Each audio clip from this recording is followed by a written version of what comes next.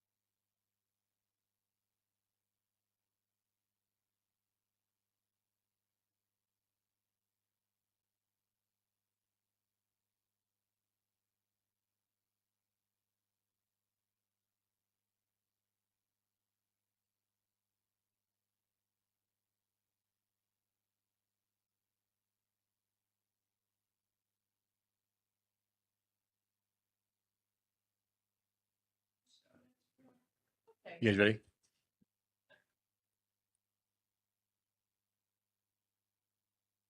The time is 5:33, and I will call the City of Durango regular city council meeting to order for June 16th, 2026. Can I get a roll call, please? Thank you. Mayor Woodruff, Here. Mayor Pro Tem Lawyer, Here. Councilor Yazzie, Councilor Coso, Here. and Councilor Gonzalez. Thank you. Can I get the introduction? Oh, I'm sorry. The reading of the Indigenous Land Acknowledgement, please. This is a call to honor and respect Indigenous sovereignty and self-determination. As residents and visitors of Durango, we're called upon to educate ourselves about the history and cultural heritage of the land that we inhabit.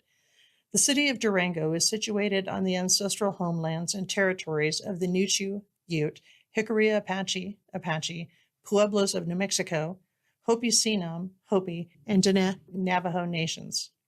The original stewards of this land were forcibly removed and exposed to countless atrocities by the United States government, including repeatedly broken treaties, forced assimilation, the tragic legacy of Indian boarding schools, and the loss of ancestral homelands.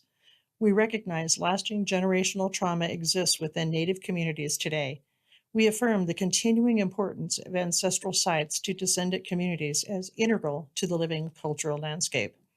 This acknowledgement only becomes meaningful when combined with accountable relationships and informed actions. May this serve as a step towards inclusion and reconciliation.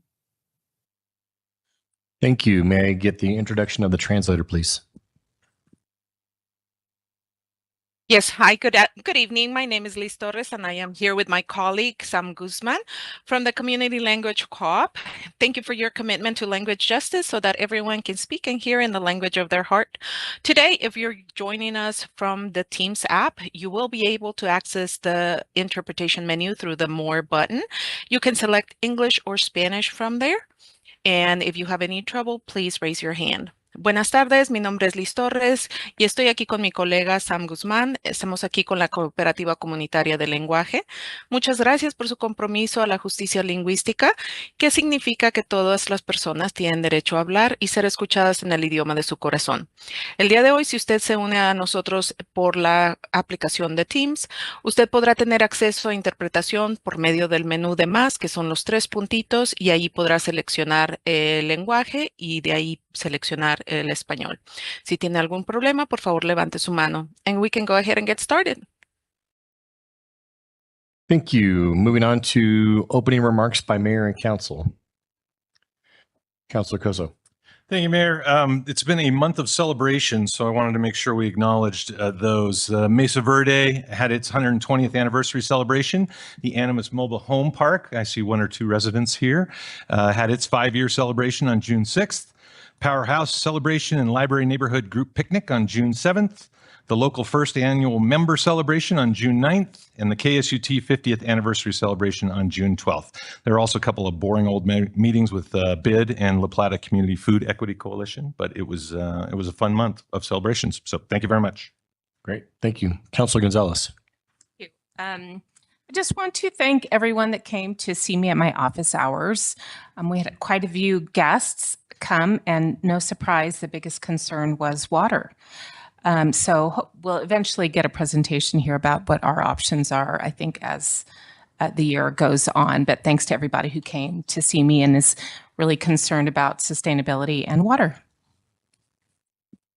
Great. Thank you. And then moving on to number 4, presentations and proclamations.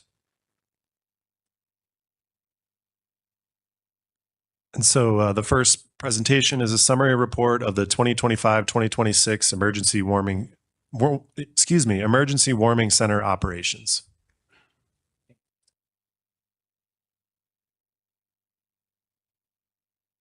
Hi, I'm Mike Todd.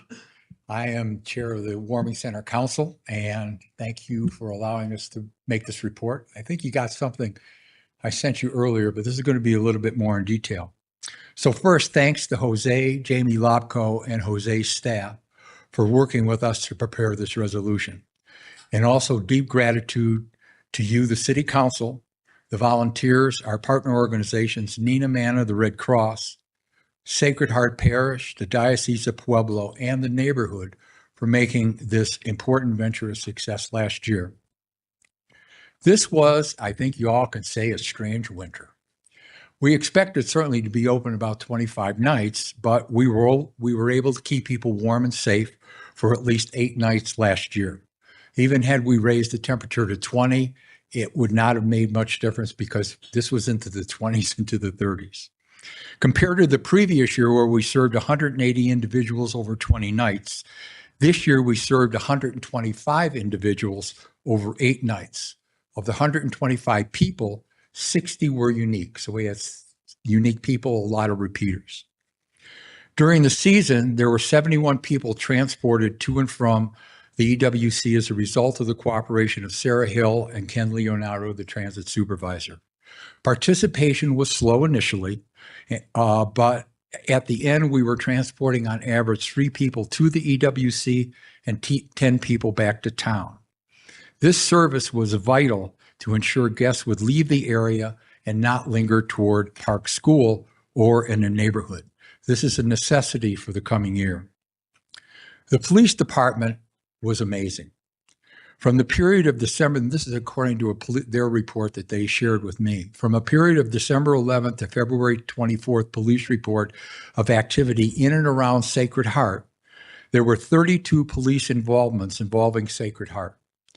The police made approximately 24 visits to check on how things were going. And this was really, really important to ensure both the guests and the volunteers that safety was our paramount concern. The police also made 4 visits to deal with behavioral issues, and frequently those people were escorted out. There were also 6 other issues of involving parking, citizen assistance, vagrancy, trespass, and 1 instance of misbehavior at the church office, but the police handled that quickly and well. According to a police report, I added this because one of the questions that arose is this going to cause a disturbance in the neighborhood? So according to the police report of all activity in the area around Sacred Heart Parish Hall, again, there were 56 officer involvements from December 11th to the 24th. Of the 56 officer contacts with the neighborhood, 32 involved Sacred Heart when it was open or closed. The remaining 22 contacts over 2 months when the EWC was not open were concerned with other issues.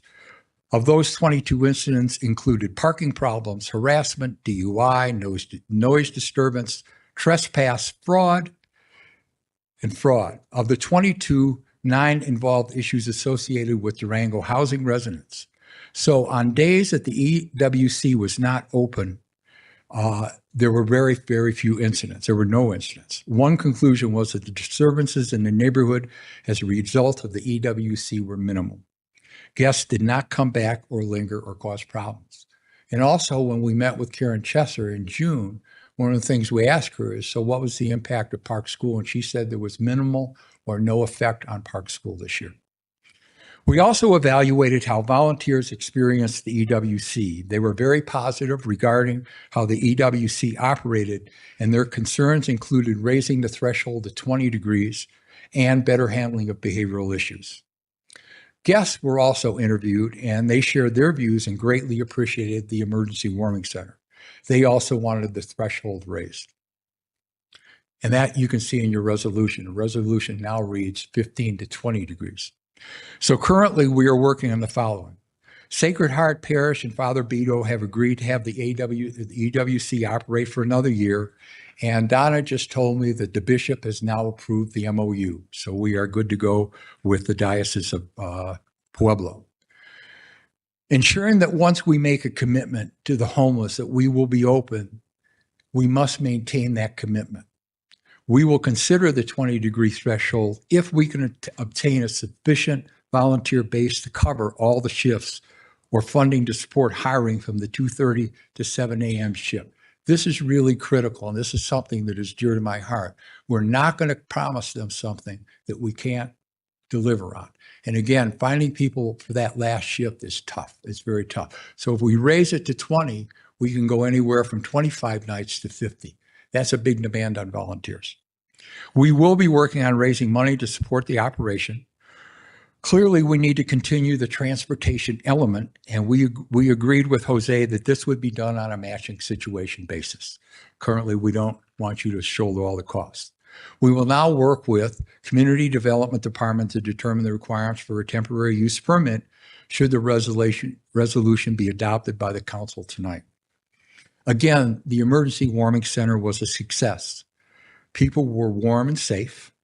We hope that the council will pass a resolution so this vital and compassionate program can continue next winter. Thank you. Any questions? Councilor Coso. Yeah, Mike, just a quick one. You talk about temperature being an issue because of the volunteer network. Is there also an issue if there was more beds or more beds available? Would you have some constraints just based on staffing? More beds? So we currently, we had 20 beds. Yeah. We also had from time to time, if it got really cold, people would come in and sit. But one night we had probably 25 people in there and it was too many. While the space looks very big, but when you get 25 people in there, you get a different kind of interaction. And so we're gonna maintain it at 20. I mean, in firm K, if it's really 0 degrees out and somebody walks in, they can sit in a chair, but no more than 20 should be sleeping. Okay, That's great. the max. And thanks for everybody's time and energy and efforts for this population. So we really appreciate all the work you guys have done. Thanks. Councilor Gonzalez. Thank you, Mike, for the update and the presentation. So you mentioned 60 individual people came, but not everybody slept? Or how did it work out such that you only have 20 beds, but 60 Well, people? what we had is that if you look over the 8 different times, we had 60 different individuals who used the service over those 8 particular visits. So we only had 20, we had 20 beds. Sometimes there would be 22 in there, and then by the morning there would be 16. So people would come and go, but once they came, they had to stay, and once they left, they had to leave. So again, it kind of varied, but we had an average of about 20 to 22 people at any point in time. But again, it was 60 different individuals who tended to come back. And how does that compare with the last year? Last year, there were 80 individuals over 20 nights. I think there were probably fewer. There were 180 individuals over 20 nights last year. So that we averaged about 9 per night. And this year we averaged over 20 per night. Okay. Did it have to do perhaps, or do you have feedback? Was it because of the location? Because of what? The location? Oh, I think it's because people could sleep. Oh, okay. In the previous emergency warming center, it was at Donna May's Community Compassion Outreach. People essentially had to sit at a table and just rest their head on the table because people could now come and sleep. That's why we had a really positive response. Oh, that's good to hear. So, and I guess if improvements could be made, what suggestions would you recommend? If what? Improvements. Well, I think we have to do, well, one is we have to do a better job of dealing with behavioral issues. And we have to do, I think, better training of our coordinators. I mean, they were very good at what they did. One was really exceptional because she works with this population all the time. I think we have to figure out what to do with the stuff that people bring. I mean, if you watch these folks walking around the streets, they have carts and carts. And one of the conditions that we had last year is that we couldn't bring the carts into the emergency warming center, but you can't keep the carts outside the emergency warming center because people are afraid their stuff is going to get stolen. And so we'll work with maybe on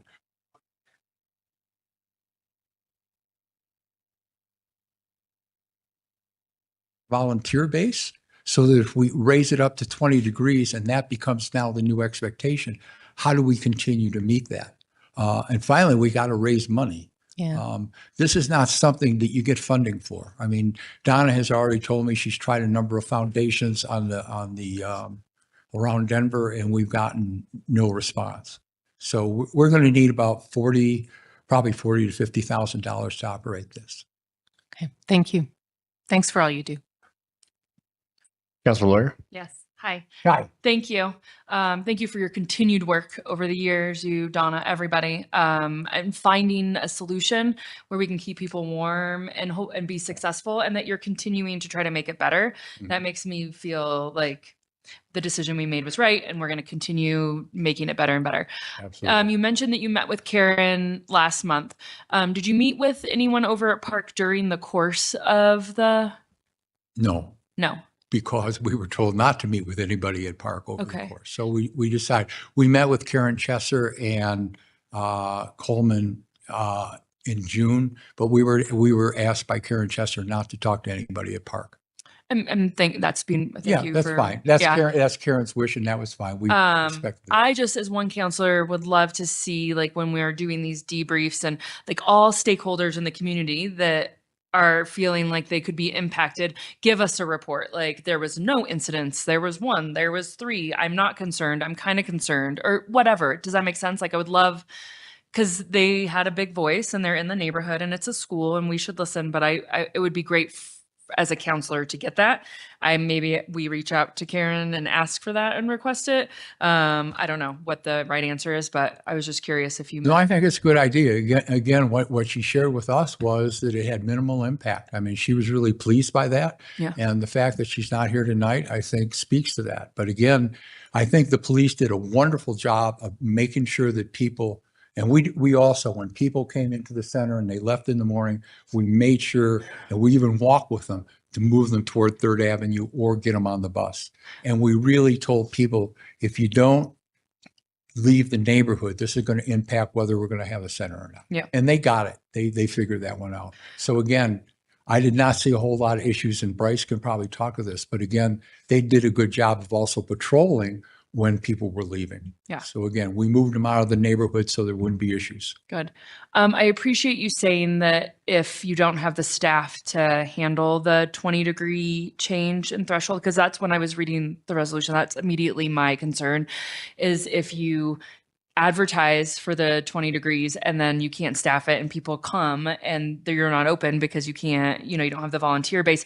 That's usually when, people get a little bit, aggravated, or they're expecting, like that's when I think, so I appreciate that you're recognizing the staffing and hopefully taking steps. Like this time last year, we were panicked that we wouldn't find a spot for this, right? And you were like, and that was all your effort was there through, I think you and I were meeting in September, Right. even, that now you can focus on fundraising and staffing now, hopefully, since you have a space for next year, and be successful. Because I think the 20 degrees is great, but I don't, that expectation for people and that consistency, Right. I think is super important. Right. And I think, Jessica, the way it's going to work is that we look at the temperature, and if we look like we've got a solid volunteer, we don't announce that it's going to be open. And the way we do that is that we have flags at the transit center, flags at Mana, flags at the police station, flags at the library. We don't announce that it's going to be, that the EWC is going to be open until we have that volunteer base, in hand. So if we say we think it's going to be a 20-degree night and we can't get the volunteers, we just won't announce that it's going to be open. Okay.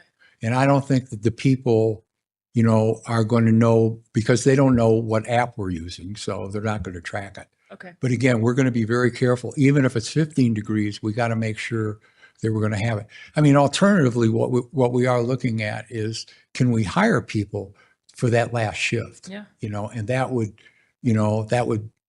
ensure that we're going to get the staff. But, we did get it last year, but again, we had to make special appeals. That's a tough shift to do it, but we're going to make sure that if we commit to doing it, we're going to do it.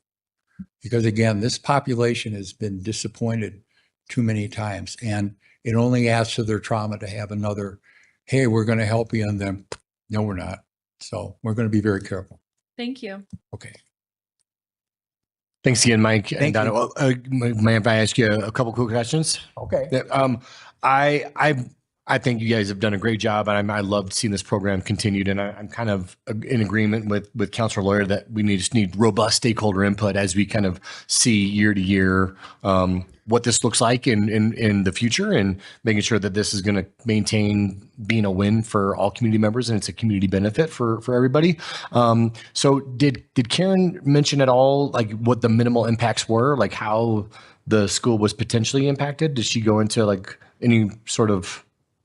No, she Nothing. just said it was minimal to nothing. So Okay, great. it was like she didn't experience the effect of it. Now, has Park School gotten rid of homeless people? Probably not. But during the days that it was open, and they knew when it was open because they were notified according to the safety plan that Bob Branner wrote, she just said there was very little or no impact. Excellent. So Great. again, I think again, people were not moving toward Park School, and we were really clear. Don't go to Park School because you're going to blow this. Yeah. For everybody else. So, but I think you should, engage her and see what she says. Great. But Well, I look forward to more conversation around how to make this program better and to see its Bigger. longevity. Yeah. bigger. Bigger and better. Well, we have to find a different space to make it bigger. But again, we're set on Sacred Heart. And again, Jamie posed the idea that if we found another place that would be suitable, we could have put it in the resolution, but we can't find another place. Huh?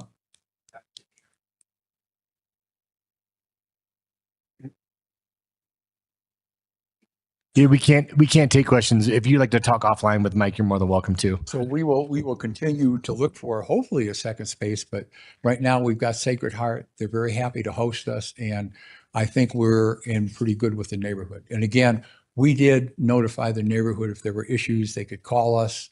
And I didn't get any calls. Okay. And great. we have a guy across the street that watches the church like a hawk. And I said, Ray, any issues? And he said, nope. The only issue we did have toward the end is people would come and sleep at the entrance after the center closed. And what we did is we simply put up signs, and then I and my wife would go by there because we live a couple blocks away and make sure that people weren't sleeping there. So, but again, Father Beto and Kathy, the church secretary, they were fine with that. They said, that's going to happen. People do that anyway. So, Okay. okay. Well, thanks for all you do. Appreciate it, you. Mike. Oh, excuse me. Sorry, I didn't realize Councilor Yazzie. Mike, I'd like to say thank you because I remember us working last year and the year before to try to get this organized. So I think under your leadership and guidance with Nina, it's been a good thing for the community. So thank you. Well, as Hillary Clinton said, it takes a village, and our village is pretty big, and it includes all of you and the city management staff. So thank you. Thanks, Mike. Good. Thank you. The next item under presentations is 4.2, presentation and review of the 2025 annual comprehensive financial report.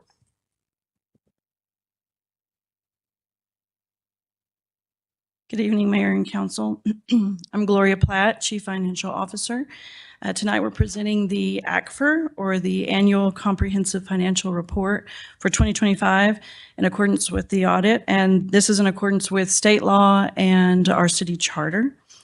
In just a few minutes, I'll introduce our auditor. He's online to provide a high-level overview of the audit report.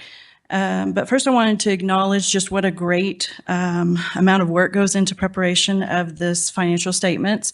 This large report's very detailed and has many requirements set forth, but this is prepared by our city finance team and is audited, examined extensively, of course, by our auditors, along with our internal reports as well. And sometimes, in finance, when we talk about the external audit, we take for granted and feel like everyone knows what goes on in an audit. So I just wanted to mention just a few of the things, definitely not going to go into everything that the auditors do, but just for the public and you as well. So one of the things that they do, we send out to all of our bankers, investment pools, debt holders, confirmation, so that they send these to the auditors and provide confirmation, verify all balances that the city has on hand. And so that they can ensure that what we're reporting on our balance sheet is accurate and provides a low risk of any misstatement of these cash balances. Also, similarly, the auditors They go through all of our revenues and expenses. They compare with the prior year. They ask us for reasons for variances. They look at the budget to actuals as well. And so they ask for that documentation so that we can show them regarding any variances that we have. And then, of course, they are looking at our bids and contracts so that we can ensure that we are in compliance with our policies. They look at individual invoices throughout the year for various expenses and all of our capital outlay for our capital projects. Additionally, they look at our accounts payables or any payables and receivables on our balance sheet so that they can verify these and verify that those revenues and expenses are recorded in the proper year. And these include things that we're paying after the end of the year, but into 2026. So these are not unique processes. This is very similar in most cities that have external audits. But I just wanted to go over a few of those items. And of course, it takes a lot of time. Here we are mid-June about to present this report. Part of that is because we are accruing revenues and expenses back for 2 to 3 months after the close of the year.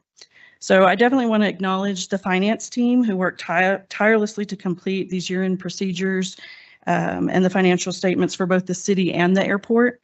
And so Heidi Wise, our deputy CFO, is here at the meeting tonight. Her and Diane Gersh, our reporting compliance manager, her team, Helen Brockbrier and Teresa Hill, they work the heaviest on the audit, along with Marissa Rupp with the single audit. That's a large undertaking as well.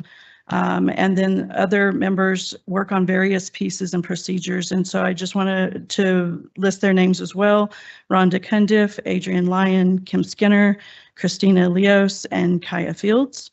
Of course, we have extended teams in budget purchasing, even our customer services and fleet and facility staff help out. So it's a large effort, but we are happy to present this report and have the auditors go through the high points of this for you tonight. Of course, we also thank city management's leadership and support, as well as the council for your support as well. We did receive the GFOA award for excellence in reporting for the 2024 audit, and we do expect we will submit this report as well and expect to receive the award this year as well. So I'll go ahead and introduce Paul Kane with our auditors, Eide Bailey. He's online and he will go through this presentation for you. Thank you so much, Gloria. Can you all hear me okay? Yes. Awesome. Can you see my screen as well? We can. Fantastic. Thank you so much. Good evening, Mayor and Council. Thank you. I'm really happy to be here tonight to present the 2025 ACFR. Yeah, Gloria broke down a lot of what we do in an audit. 700 and 800 hours later, here we are. We start the process in the fall, come out in the field a couple of times in April, work through the audit there, wrapped up everything up in May. And we're here in June to present it all to you today. So I'm Paul Kane. I'm a partner here at our firm. I'm in our Denver office, and I have been working with Durango since our firm took over the audit at the 12/31/2019 audit. So I'm going to jump ahead. Before we get started, I also want to thank Gloria, Diane, Helen, Heidi, Teresa, the rest of the finance team. It's a very, very smooth audit process this year. I think we've got it down. They know what we're asking for. We have a good system. They're very responsive. They're very, very wonderful to work with. I think this is the earliest we've been done in all the years we've worked with you. So it's a constant improvement in processes, and we're getting better every year. So this is our 7th year working with the city. It's my 6th year as partner on the audit as well. We've seen so much improvement over that time. So getting this report issued, presented now in June, like I said, before the state's June 30th deadline and GFOA's deadline to get that certificate is a big win for you all. So today I'm going to talk through the financial statement audit, quickly touch on the single audit, go over required communications to use council, and then open it up for questions after that. So transitioning to my first slide is the financial statement audit. I'm going to hit on the independent auditor's report. This is really what you pay us for. There's 4 pages in your financial statement in this big giant ACFR document that the city puts together that we contribute. And these 4 pages are in the document, starting on page 11. It's page 23 of the PDF, but it looks like this. It's the report on the audit of the financial statements. And really, I'm going to quickly touch on what is here. So this is a clean, unmodified opinion. That is the headline. It's the best opinion that you can receive. So it's on, like I said, page 11 through 14 of the report. The first paragraph really talks about what are we auditing. We're auditing the financial statements of the city. The second paragraph, front and center, is our opinion. It says that the financial statements are fairly presented in all material respects. And then it goes on. The third paragraph talks about the basis for this opinion, what standards we follow, the guidelines we follow, and that we followed all required standards and we were independent of the city to do this work. The second page breaks down responsibilities, both management and auditor responsibilities. Management prepares the financial statements, Gloria discussed, and they evaluate things like going concern. We perform the audit under generally accepted auditing standards, or GAS, and then also government audit standards. And it lays out really a bunch of other things that means for us as well. The third paragraph of the opinion, the third page of the opinion, goes into all this other stuff in your document. So it's a 200+ page report, has an introductory section, has management discussion and analysis, a bunch of statements, notes, required supplementary information, other information, statistical stuff. We don't audit all of it, but these couple of pages break down what we do audit. So the basic financial statements we audit, which is what the first page said, required supplementary information, which is management discussion and analysis, and the schedule of changes in pension information, budget to actual schedules. We don't audit that. Other information, combining individual non-major fund statements and the local highway finance report on the back end, we give an in relation to opinion, which means that it's consistent and accurate in relation to the other information that we do audit. Introductory and statistical information, also not audited. Fourth page of the opinion is summarized comparative information, discusses that, and then other reporting required by GAGAS, which is generally accepted government audit standards. It also sounds like about how it feels sometimes when we have to follow these standards. It's really it on that opinion. Moving forward to the MD&A, really the city continues to be in a super strong position. So a few financial highlights I pulled out. The city's assets and deferred outflows exceed its liabilities and deferred inflows, which is essentially the equity of the city in basic financial terms, by $453 million. That's out on page 17. Overall full accrual net position. So like if the government, the full accrual statements, the front combined statements, net income for the year was $31.5 million compared to $12.3 million in 24. So a $19 million increase over last year. And of that 2025 change in net position, $30.8 million was related to governmental funds.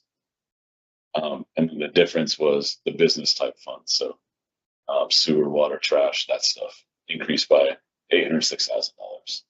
Fund balance, net income increases fund balance. So it increased the governmental funds by $30.8 million from $300 million to $330.8 million, which is super. Statement of net position, which is your balance sheet. So total net position, you can see, I like to kind of talk from the MD&A. So the management discussion and analysis, which is the first few pages of the financial statements before you get into all the statements. There's a couple of good pages there, which I'll show in a minute, which are summaries of this year versus last year, which you don't really see in a government financial statement other than in the MD&A. So MD&A shows both comparative information and management has to provide some analysis. So what happened for the year? So if you really just read the MD&A, you should get a really good idea of a government financial position. The statement of net position is the balance sheet. So total net position increased $31.5 million to an ending balance of $453 million. Like I just broke down the governmental component, the business type component of that. Of that net position, capital and investment in capital assets is 75% of it, which is really consistent with cities your size. Overall, really great positive net position in both governmental and business type activities. So this page from the MD&A is that statement. And it shows, like I said, just 2025 versus 2024, breaking down total net position is this far right column. You can see it from 421 to 453, and just breaking down what changed and how, what kind of were the biggest increases. So total assets went from 495 million to 592 million, which is massive $96 million increase. A big component of that is proceeds from new debt.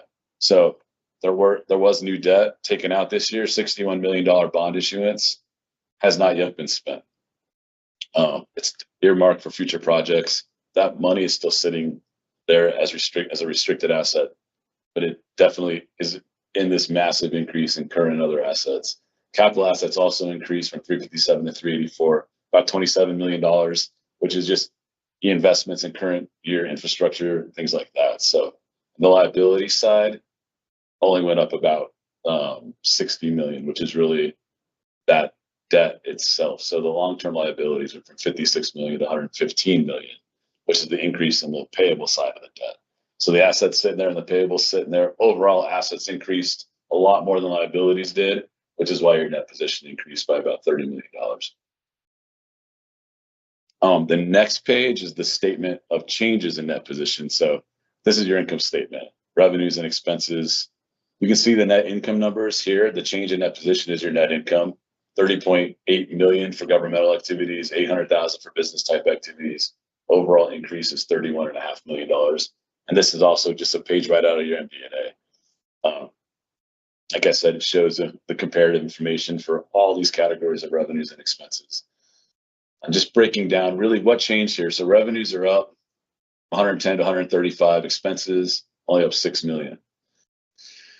That $25 million increase in revenues is mostly related to sales and use taxes, capital grants, and charges for services. And then expenses are up about $6 million, which really were in public safety, parks and rec. Overall net position increase, like I said, $31.5 million. Just fantastic. And then the last slide on the financial statements I put together, just overall net position trends since we've worked with the city. So you can see governmental activities, business type here, from $236 million in 2020 up to now $330 million.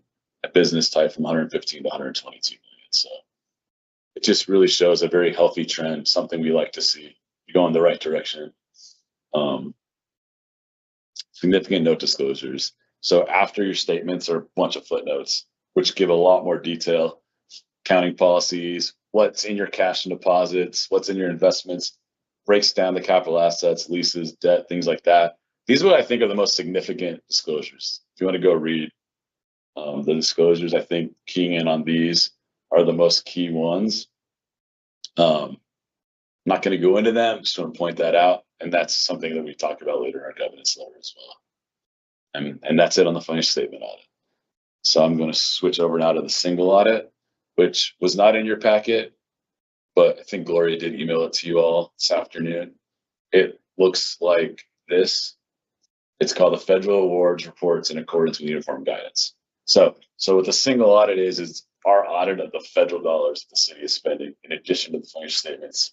We do it all together, issue it all at once in one single audit. So that's how it got its name.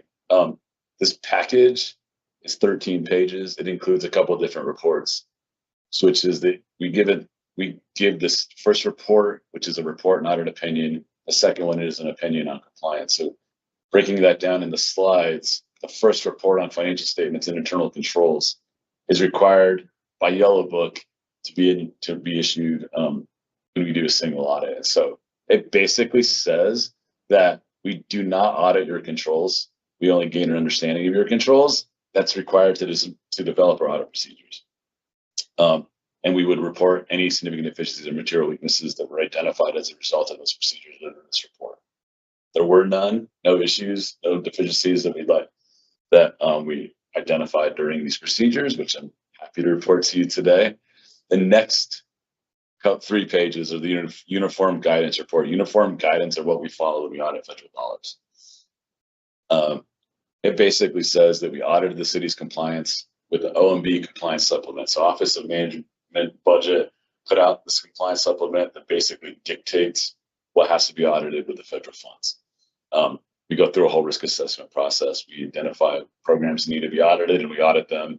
It's all dictated by these rules. We are issuing an unmodified opinion on compliance. We only had to audit one major program this year, which was the airport improvement program. And happy to say also there were no findings identified in that audit. The schedule of expenditures of federal awards, which is also known as your CFA, is part of this package. And it is in here, looks like this. It shows all the federal spending you've spent for the year. And you can see it's $14.3 million this year. Of that, the airport was almost 12 million. So by testing the airport, we covered about 12 million out of your $14 million in expenditures. We're only required to cover 25%. So the main increase over last year federal spending was 10.5 million. It's only 14, and it's up to 14.5 million this year. So that big jump in the airport, which was 11.9 million this year, was like 4 million last year, which was really related to the terminal expansion going on up there. If you look at one page in the single audit report, it's this summary of auditor's results. This breaks down everything that I've kind of talked about. Our financial statement report, it's unmodified. There were no material weaknesses, no significant deficiencies to report, and no non-compliance noted as part of our audit procedures. And then like I said, we went through federal awards, no material weaknesses or significant deficiencies over the single audit as well. Issued an unmodified opinion on compliance for the major program. And no findings were identified. So we go through, it also lays out our threshold for distinguishing type A versus B, which is that risk assessment process. You are a low risk IRD, which means we'll have to cover 25% of your expenditures. Therefore, the airport program got us there, got us like almost 80% of your expenditures. And A versus B is $1 million threshold, which is defined by the feds. These two slides are fun. No financial statement findings, no single audit findings. And then an airport audit update real quick. We also audit the airport. The city is administratively runs the airport essentially. And so it's half owned by the city through a joint venture. Half of the airport's balance sheet essentially ends up on the city's balance sheet through that joint venture. Increases in the airport's operations hit the city's financial statements at the same 50% split. And so we do that audit while we audit the city, issue the airport's financial statements at the same time as the city's financial statements. So those were issued at the same time. They are also in your packet with the same June 10th audit report date. And that's all on the single audit. It's all on the airport. And I'm going to dive quickly into this letter, which is communication with governance. It is a 4-page letter that looks like this. Audit standards require us to give this to you. My understanding is it was provided to you. It details a bunch of stuff we're required to communicate, but keying in on what those high-level things are is that we complied with professional standards, including all ethical requirements while we performed our audit. The city adopted GASB 102, not 103, typo by me, certain risk disclosures it was called. No impact really on the city's financial statements. It just adds some things that need to be thought about with footnote disclosures. So pretty easy one to implement this year. We do list significant risks identified by the auditor during planning in this letter. They're not risks really specific to auditing a government more than just specifically the city. Those risks are what drive our procedures. The financial statements include sensitive footnotes and disclosures because of their importance to users of the financials. And I called out what I think are the most sensitive disclosures a couple slides ago. There were no audit adjustments at all. We perform, as a result of our procedures, which is fantastic. One really little small past adjustment related to bid property taxes that was immaterial and passed on. And happy to say no disagreements or significant difficulties dealing with management. Future considerations, super fast. GASB standards are always doing new stuff. Coming up, they are changing the financial reporting model. Next year, it is when this all hits. It's pretty minimal. It impacts business type financial statements and the MD&A a little bit, and the way things are reported in the MD&A, which We will work with management as they implement this in next year's audit. Next year, I can point out a couple of things that change as a result of that. And really, not a lot happening right now at GASB. They just came out of a really big time of issuing a lot of things that impact all our lives. And that's it. So opening up for questions now. Thank you all so much for having me. Paul, it's Jose, the city manager. Just wanted to say thank you to you and your team for all the work that you've done in helping us. I know when I got here in 2020 and we had to do 2 audits in 1 year, and the place we've gone, it's awesome to look back and see over the past almost 6 years how much we've improved in being in a strong financial position. And then also just want to thank our finance staff for the hard work that they have to put into budget gets done in January, but they're right back at it doing the audit side on the audit part of the house. So to the finance staff, thank you very much. And then just also to the staff and our executive leadership team for their commitment to financial excellence and everybody helping out and being a part of this. Thank you very much. It's always good to see how far we've come and how we continue to set the barrier very high for us. So thank you. Absolutely. Great. We'll move on to council questions if you don't mind, Paul. Councilor Koso. Yeah, thanks for the presentation, Paul. Really appreciate all the work going here. I got a couple questions for you, and then I wanted to just make a statement to council as well. So, and I'm not sure how to refer to some of the tables, but I've got a couple of questions. When we're looking at long-term expected rates of return, there's an asset class cash that's expected to get 5.5%. And I didn't know if you could clarify for me how we get 5.5% out of the cash. I don't know. I'm not sure if it's just straight cash or if that's inclusive of CDs and other investment vehicles. Where are you seeing that table? Yeah, it's page. So we have 3 page numbers because of the way that our agendas are structured. So it's either page 61 at the bottom. I think might be the right page number for you. Of the. Okay, hang on. Asset allocation for the FPPA. Oh, it's an FPPA. Yeah. It's in the pension note. Got you. That all comes straight from the actuaries of the plan. Okay. So that is not audited other than we take what is essentially these pension footnotes our FPPA puts out. These old hire plans that you're in, they put out an actual report for every single plan. Okay. And that comes straight from their actuary into your financial statements. So that would take some digging, but it is a good question actually.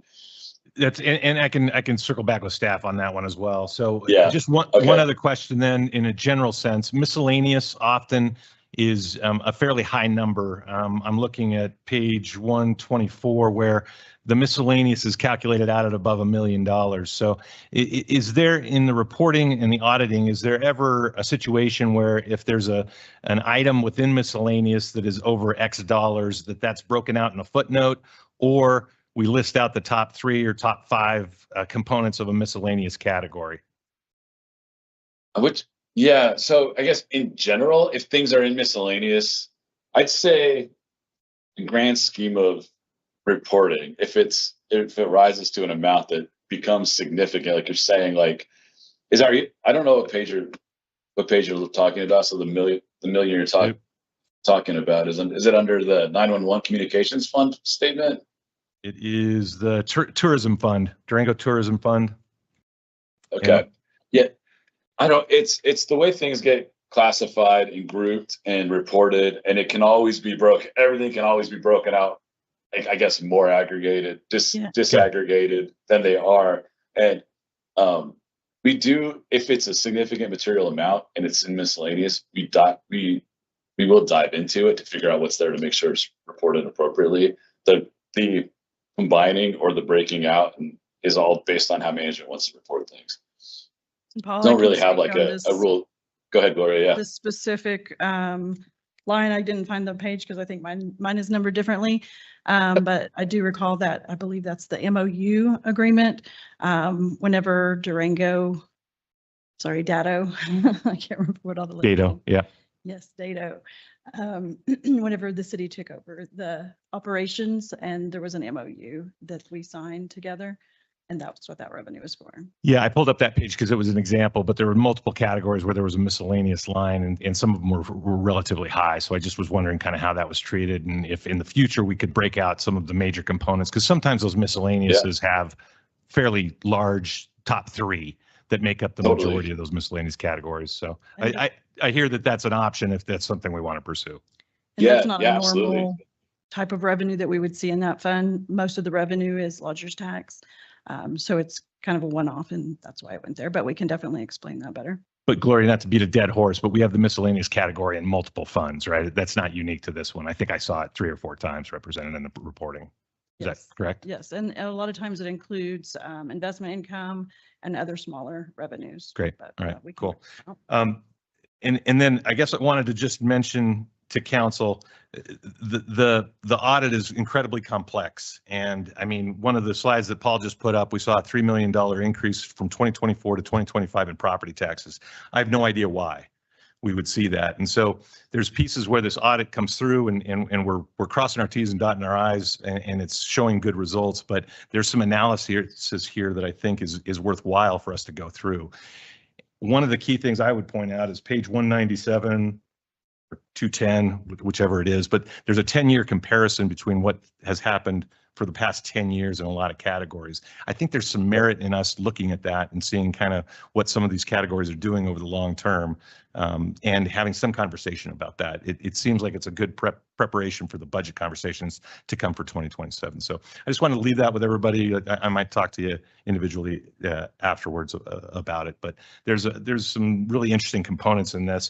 And unfortunately, I think what happens with audits, I've seen it time and time again with the nonprofits that I've been, we just kind of go through, and if there's no significant findings, we kind of move on to the next thing. And I think this has got a lot of great content in it that could be very beneficial for our budget discussions. So, all right, thank you. Yeah, thank you. Thank you. Great. Councilor Gonzalez. I'm sorry. One more thing. My apologies. I came up with 20 questions. So I've got a meeting on Tuesday, the 30th of June with Gloria and Jose. If anybody else is interested or anybody else has some questions, happy to share that meeting with anybody. Thank you. Sorry. Great. Councilor Gonzalez. Thank you. And thank you for that, Councilor Costa. I think I had the same thought. It's a lot of information. I think would be nice to go through it. And so it just leads me to my question about, you mentioned that you've been reviewing this audit for 7 years. And that sounds like a lot. How often, or rather a long time. So how often do we, I mean, I mentioned this goes out for bid and we interview different firms. How often do we go out for that that audit? We did go out for bid for this when we had the original engagement, and then we had a clause for a certain amount of renewals. I believe we're in our 2nd year of renewals possibly, but I would have to check that to make sure I'm giving you accurate information. So every 2 years I don't know if it's every 2 years. I want to say we've done 2. There was one back when you were first hired in 2019 for the 2019 ACFR, and then we did another request for proposal maybe 2 years ago that you were awarded again. Yes. So I think there's been twice that it's gone out. Okay. Yeah, your policy, I would say, is every 5 years is when. So I think we did 5 years. So I was a manager at the time. Another partner was the partner on this audit. I became a partner right as COVID hit, April of 2020, and so the old partner Kim Higgins, she stayed on until she retired in 2022, and I was there helping her. But she issued this audit. My first time I issued an audit was 2023. So like Jose said, we won we rebid against whoever else bid on that RFP back 2 years ago. And this is our 2nd audit now under the new contract that we were awarded for 5 years 2 years ago. Well, it seems like there's pros and cons. So obviously you've seen it a number of times. So you've seen the improvements and changes we've made. But I just wonder if a fresh set of eyes is, when you see the same things over and over again, how do you, each year it's a completely different process. Yeah. I mean, it absolutely is. I don't think we constantly are implementing new standards. We're applying new unpredictable procedures. Our firm's changing processes as we go. I think over time, it does make sense to get new eyes in every few years. But I think it takes 2-3 years really to just get to doing a good audit. it takes so long to learn a city your size that by the time like you really get to where you really understand it, you're 3 or 4 years in, and feel like you really have a good grasp of everything that's going on. But yeah, I think, I don't know if you're making a statement or if you're asking me a question. No, but well, it was a little bit of both. You know, how Yeah. often we part of it's probably for staff, like how often we go out for bid. Right. But I understand what you mean. I think I feel the same way about going through a budget. This is Yeah. just my second time going through a budget like ours. And so, of course, we're learning things all the time. I think that's why I was grateful for Kip's suggestion. And I guess, you know, that I think this is also for probably staff and probably not for the consultant, but this is strictly a financial audit. So not an audit of the departments or, you know, how well they're managing their budgets. That's not included in here. Is that correct? So there is, I mean, budget to actual reporting throughout the financial statements. So we are looking at, you know, at the end of the year, we are reporting on how closely we met our budget. So there are statements that show the budget, the original budget, the amended budget, and the actuals. And there are some differences in the way that we budget and the way that we report throughout the financial statements. And so those differences are stated on those reports as well. For example, in this document, so is it is this part of the job of the consultant, or is that internal? It's to verify basically the expenses and the revenue. So they go through and verify those numbers. They look at our adopted budget that council has adopted, and they verify that's what we have in our systems. And then they also verify the revenues or the expenses that we have on our financial statements that these are accurate. And then we show a comparison of budget to actuals. And so they are in that way auditing, because they're making sure that is in fact the budget and that those are in fact the revenues and expenses. And there are comments in the notes as well in areas where if the budget was exceeded, we do comment on that. Okay. Yep. And so even there was no findings? There's no findings. So that doesn't mean that we didn't exceed the budget in any area. There are a few places that are noted, and we can look at that if you want me to specifically go to that page, or but those are noted in the financial Okay. statements. Well, maybe I'll learn more as we kind of walk through it, because I think that I would imagine that would have been part of the audit, but it's a little bit hard to distinguish that this is a financial audit that was done by a third party versus our internal auditing that we do for each department, and how that reflects in the documents. So Totally. I think just a quick comment on that. I think there's so much like misnomer out there about what we do in an external audit of the financial statement versus what like an internal audit looks like, or what a performance audit looks like, or what there's so many ways and different types of audits that you go under. I'm happy to talk with you offline about everything that we do as well and what that covers, and any other concerns you have about what it doesn't cover, if it would help in any way. great. Thank you. Absolutely. Yeah, thank you. Thank you, Mayor. Great. Councilor Lawyer. Yeah, I just have a couple questions for Paul and then one for Gloria. From an auditor's perspective, Paul, is there anything in the city's financial condition that would cause concern regarding its ability to continue normal operations or meet its obligations? No, nothing at all. We would call that out if there was. Yeah, I just wanted to say too, like since I got on council, and we see these every year. One, they're on time now, which is great. Like I feel like the first year I was on, it was like I don't think we got a presentation until like September or something. It was like hot mess trying to get it all together. And then I think we had 2 that first year that we were presented, and there was always finding. I don't want to say like we were doing. But there was always findings. There was always things we were getting better at. And then the next year we only had 1, but it didn't get done until like July. And then the next year. So every year, I just feel like we're, meeting those goals and getting better and better. And so thanks to Gloria and the team, and thank you for, working for us for so many years. Were there any internal control issues, trends, or concerns that council should be paying attention to over the next few years? So nothing that has really risen to a reportable matter, but as you grow, opportunities for further formalization of processes or enhancing your review controls and things like that can always be improved over various departments. We don't audit controls, so we gain an understanding, what's happening, what's there. We don't test those controls. We just really like make sure we understand what the key controls are. I think a more detailed internal audit type audit of certain control processes could identify opportunities for improvements, but nothing came out of our financial statement audit that would be, that I would report to you today. Excellent. Thank you. Yeah. And then Gloria, we had someone from the public raise concerns regarding the city's fund balance and reserve levels. Can you help explain how the council's reserve policy works and how much of our unassigned fund balance is available in the event of emergency or unexpected revenue downturn? Yes. Because we just changed our reserve policy, correct? Correct. And so our reserve policy does include all of the categories of fund balance.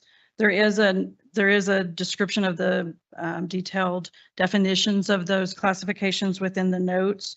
For instance, restricted, committed, assigned.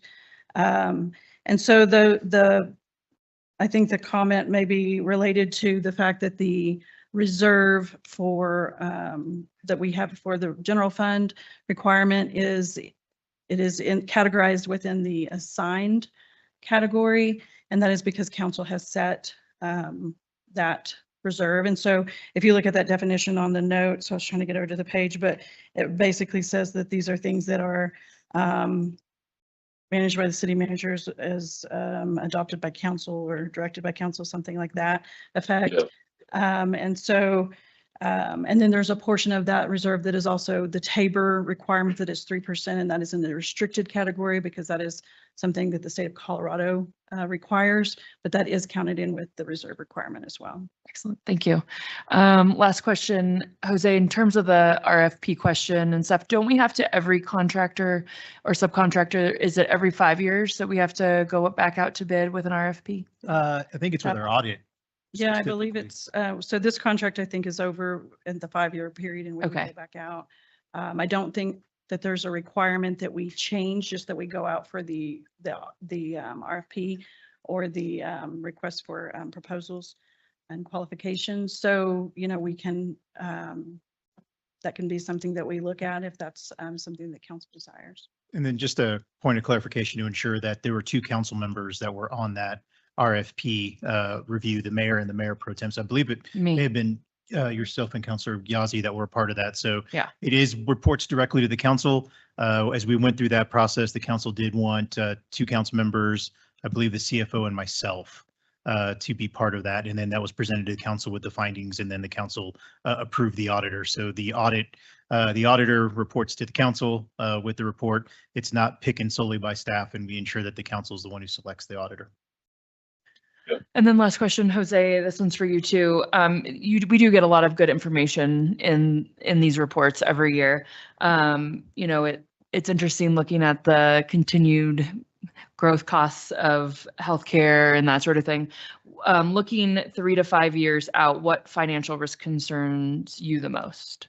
Like on healthcare? Well, it could be anything in terms of like our budget, like what we have going on. What should we be looking out for, I guess, as we're seeing these numbers and these trends come across? Yeah, I mean, I think that, I think probably you hit it on the head, your healthcare costs are things that we can do things to mitigate, but the controlling it points can be things that happen outside of our control. People go through medical emergencies on that, and that does have an impact on your health insurance fund on those portions of it. But I do always say that your financial health, this is just one part of that puzzle.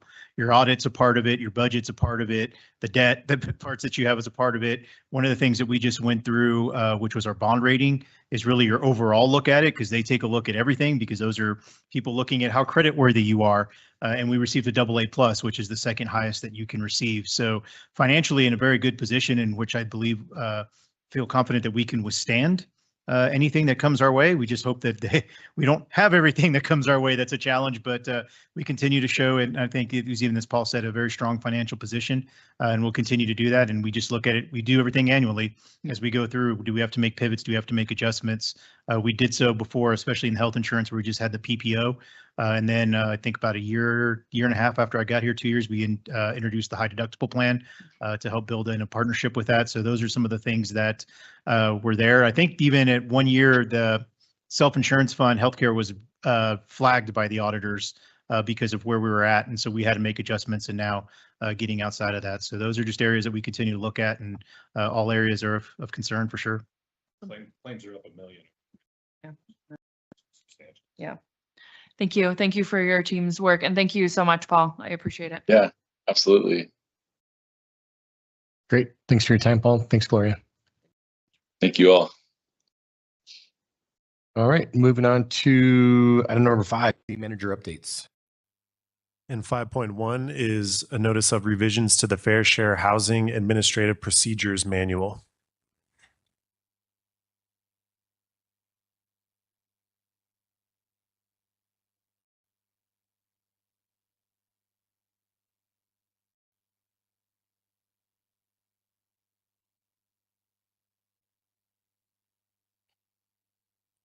All right, good evening, Mayor and Council. For the record, I'm Brian Devine. I'm the city's Housing Policy and Planning Administrator.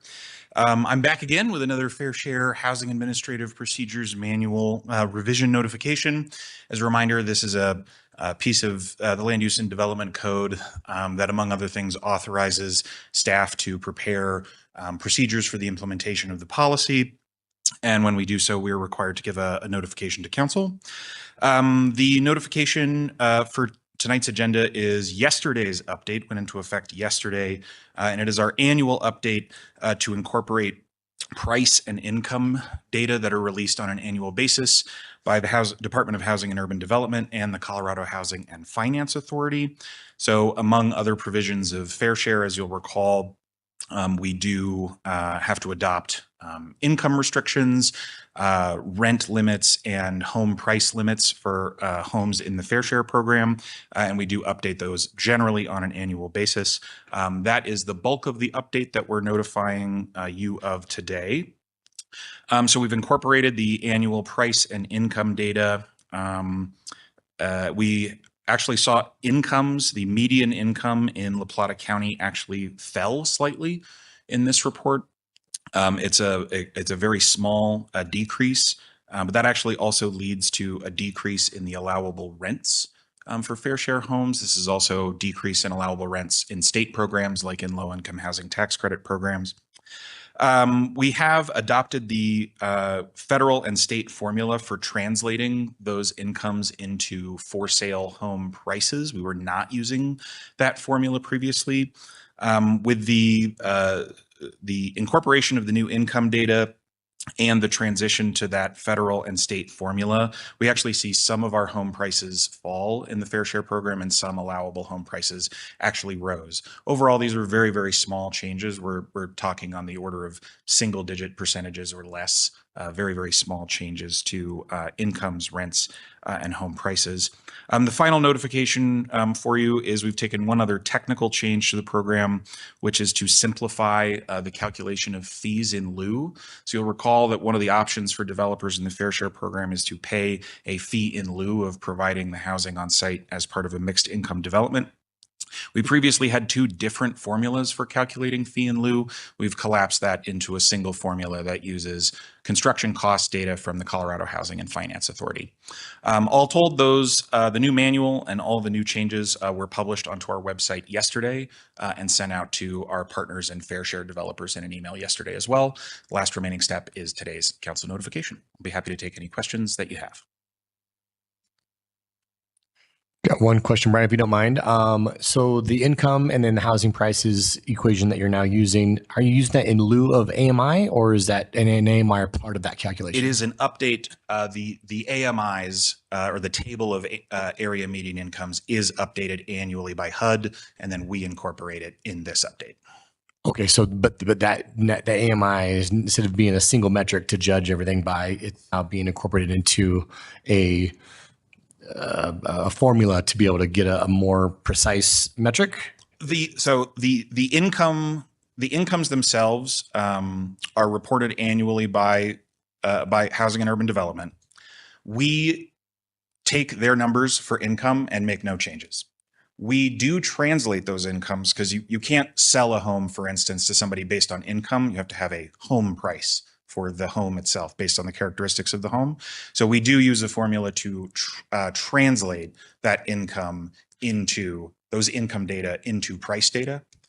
We have changed how we do that, but we do not actually edit the incomes themselves in response to any local data that we have. Does that make sense? Yeah, just so you just revise that formula.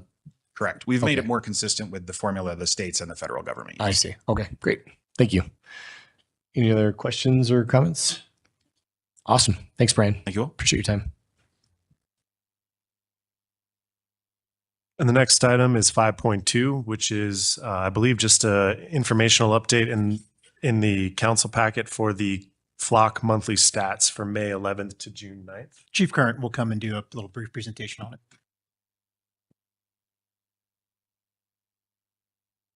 Thank you, City Manager. Good evening, Mayor, City Council. My name is Bryce Current. I'm the Chief of Police here in Durango. I want to just thank Mike for his earlier presentation and just all of our community partners. Public safety is not a police issue, it's a community issue. And so it's nice to have that communication. He was calling us weekly during that, as well as many other partners around the city. As requested, this is the Flock transparency update from May 10th to June 9th. The request was for utilization by officers, jurisdiction requesting access, and also access granted to other jurisdictions. And so this is our ALPR, license plate reader technology cameras. So you have a more robust outline that my staff, I was in Fort Collins this week when they sent that out, than what you actually asked for. And I just sent, Ben, did you pass that out? It's just a more condensed version that could be a little simpler to follow. And I'd like some direction now that you kind of look at both or whatever. I'd like some direction maybe through the city manager as we move forward on what you're looking for, how you'd like it shared, and also just know that we have some new software coming in, so we could do some cut dashboards with live updates and other things, but I have to see what that looks like first and what we can formulate and provide. So any direction on what you're actually looking for as we move forward, and then a little bit of leeway in how I can adapt to that and what we can actually grab, capture, or gather. We currently have 14 Flock cameras, and we conduct audits quarterly. Our monthly stats start from, like I said, May 10th to June 9th, and they are as follows. So we had 776 individual searches, and that's actually only 96 incidents. And so how I would explain that is there may be one incident that's searched multiple times or dates. So the 776 individual searches are actually only 96 incidents, which you can kind of see exactly what they are. They're things like alcohol offenses, assault and battery. Most of them are stolen vehicle, stolen plates, as you probably noticed. There's burglary, child abuse, neglect, reckless, road rage type incidents, destruction, damage to property, narcotics, hit and run. We have a lot of hit and runs, financial crime, homicide investigation, indecent exposure, larceny, missing, endangered, welfare checks, harassment, and so on, welfare checks, etc. So we had there's about 17,500 police agencies, state and local, in the U.S.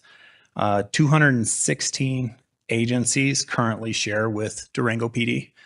We share with we share with 648 agencies.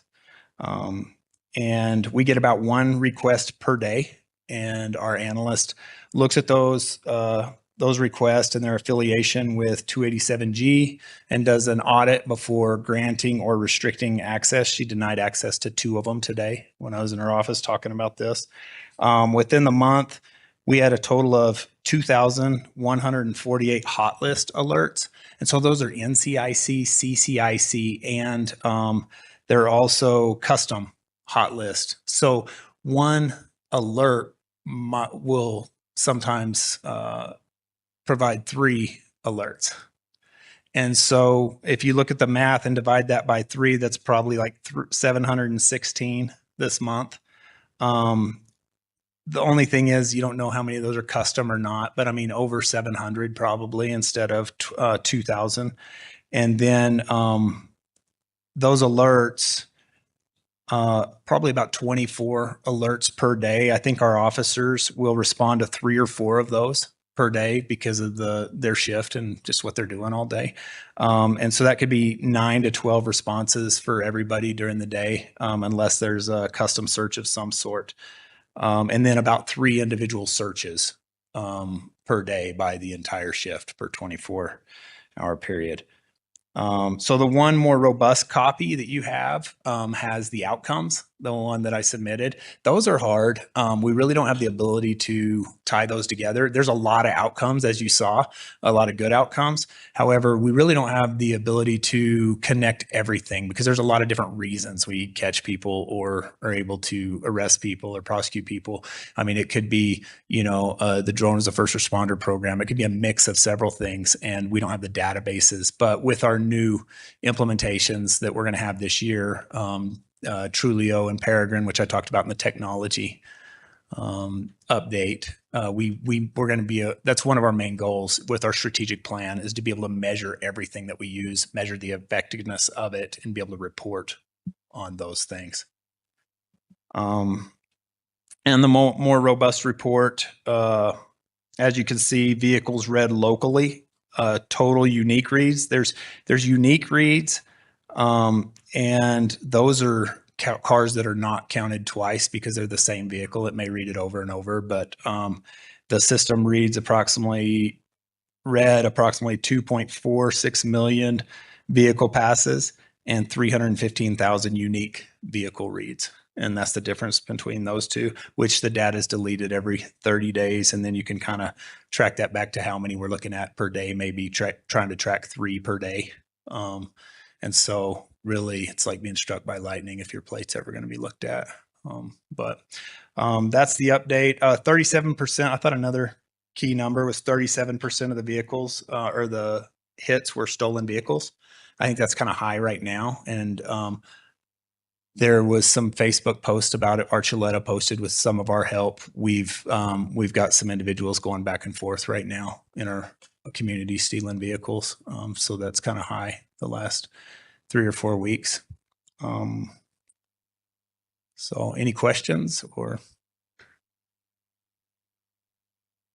Councilor Costa. Yeah, thanks, Chief. I appreciate it. And I think this is going to be an iterative process. Multiple presentations, we'll work through it and see what we can do to make it a little clearer. The statistics are kind of mind-boggling at times when we're talking about 315,000 different vehicles that are being looked at.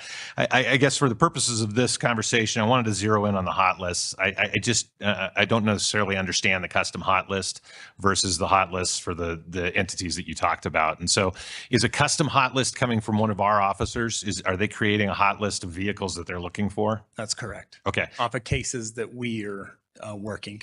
Okay. And then what's the how is somebody assigned to a hot list? I would imagine the officer chooses to put that on. How do they come off a hot list? When the case is resolved. Okay. So if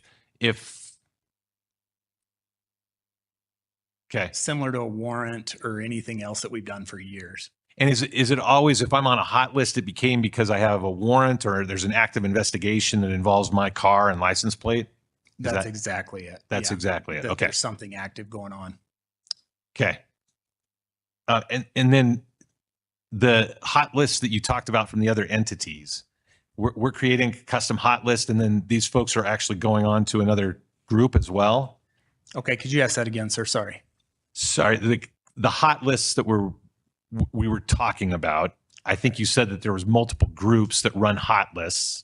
Okay, so there's NCIC, Yeah. CCIC, and then there's our custom hot list, Okay. which might be 3 hits on one vehicle. One vehicle could be on each of those lists and be Right. counted individually and counted for some of these individually. numbers. Right. And there's a lot of nuances there that I shared in different ways that actually the numbers are a lot smaller than, and even if we reverse engineer some of the vast numbers of every car that comes through Durango and passes one of those cameras that gets deleted after 30 days, if we reverse engineered how many of those got contacted when our officers are only responding to 9 to 12 per day, and I could only guess how many, it's different every time, but how many of those people are actually getting contact because they're already long past the camera. And so the real constitutional policing and the real work's begun by our officers to go out and actually find them and build those cases. And so, you reverse engineer those numbers, they're very small also. So you're getting dozens and dozens of folks that have hit, and capacity wise, we're only able to do 9 to 12 in a given shift. That's correct. And are the 9 to 12 determined by likelihood that, is there a reason those 9 or 12 are picked, or it's just the best you can do with the volume that you're getting? Type of crime. I mean, I'm sure the officers are Type getting of crime. warrant hits all day and they're typing reports. They're on a serious crime or they're Okay. on a traffic stop or something of that nature. And last question, if my license plate's thrown on a custom hot list that one of the officers pulled together, it will not come off until the investigation's over. So even if I'm cleared, I'm still existing on that custom hot list until the investigation's over. Is that fair to say? No, until it's resolved, until you're found. Okay. Once I'm clear, then I come off the hot list. Right. Okay, great. There's going to be a lot of questions There is. as we go through this stuff, and I appreciate is. your patience with it, and as we kind of turn this into a stronger and stronger process. Plus, just understanding how this all works is a piece. And one thing I love, I just got back from Fort Collins and I was at a summit with a bunch of other chiefs and researchers and people that have just amazing people in the room. This is what we discussed for 2.5 days. And the systems that are coming out and the ability to provide more robust tracking, better dashboards, everything, it's changing by the day, which is great. Yeah, the biggest concern will continue to be, I think DPD is doing a great job of labeling their stuff and justifying why. It's the our other jurisdictions that are accessing our data. That's going to be my biggest concern going forward is do we have an understanding of why they're doing it, and are they doing it in a responsible way? I think we're doing a pretty good job here. I'm more worried about the other jurisdictions. So just for reference. Yeah. And the companies are doing a good job at hearing that and creating robust systems as well. Great. So Thank you. Yes, sir. Great. Councilor Gonzalez. So is it a human that makes the request for the data? I mean, is it another chief in another community? I'm confused. Is it a person, or is it just a I don't know, a bot? Like, I mean, who makes the request? I mean, do you actually get a request from a human wanting to see the information that is with Flock? Are you talking about people entering the information into the Or system? requesting it? Or requesting it? Is it an actual like law enforcement officer in another community? That calls us on the Yes. phone and asks? No. How is the information transferred or requested? It's like just a bot that says, we've had these hits. We want to see all of the transactions, everything that Flock has identified. It's a system in which the license plate information goes into NCIC and the CCIC system that we've used for information on the radio. We never coordinate, like if there's a warrant for somebody, we never coordinate with those departments. We don't call those departments and ask. It's in the system. And then we can call and confirm if the person has a warrant. It depends on the type of crime on what we need to confirm or not confirm. But yes, it is in the system. And it's similar to how we've always done it. But there's an alert attached to it through reading the plate. And the plate information is still sent to the same place where we've called on our radio for years. So I guess that's why I'm because it's just so much information that how would a person or not like an entity or an organization, a law enforcement agency, if they were trying to make a request for information, they don't communicate with a human on the other side. It's just in the cloud. Yeah, the information is stored in CCIC and NCIC. It's a database that we enter all of our information into.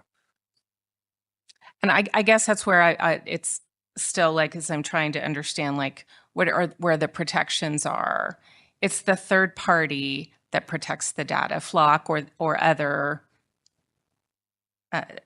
companies that do this work. Yeah, there's state and local guidelines, and there always has been for CCIC and NCIC. There's audits that take place, and it's the system that if you have a warrant, that's the system that it goes into. And then you can call and confirm on that warrant when you have somebody pulled over. There's still constitutional policing that has to take place. I mean, you have to account for the fact that it might get a 0 or an O mixed up. You still have to have probable cause to be able to pull a vehicle over and then investigate and see if it's the right person that fits the right crime, et cetera. Okay, so like even just this data that was pulled, one of your staff members pulled this to present to us today, like Yeah. created this. Okay, so there's still a person who's having to do all the work.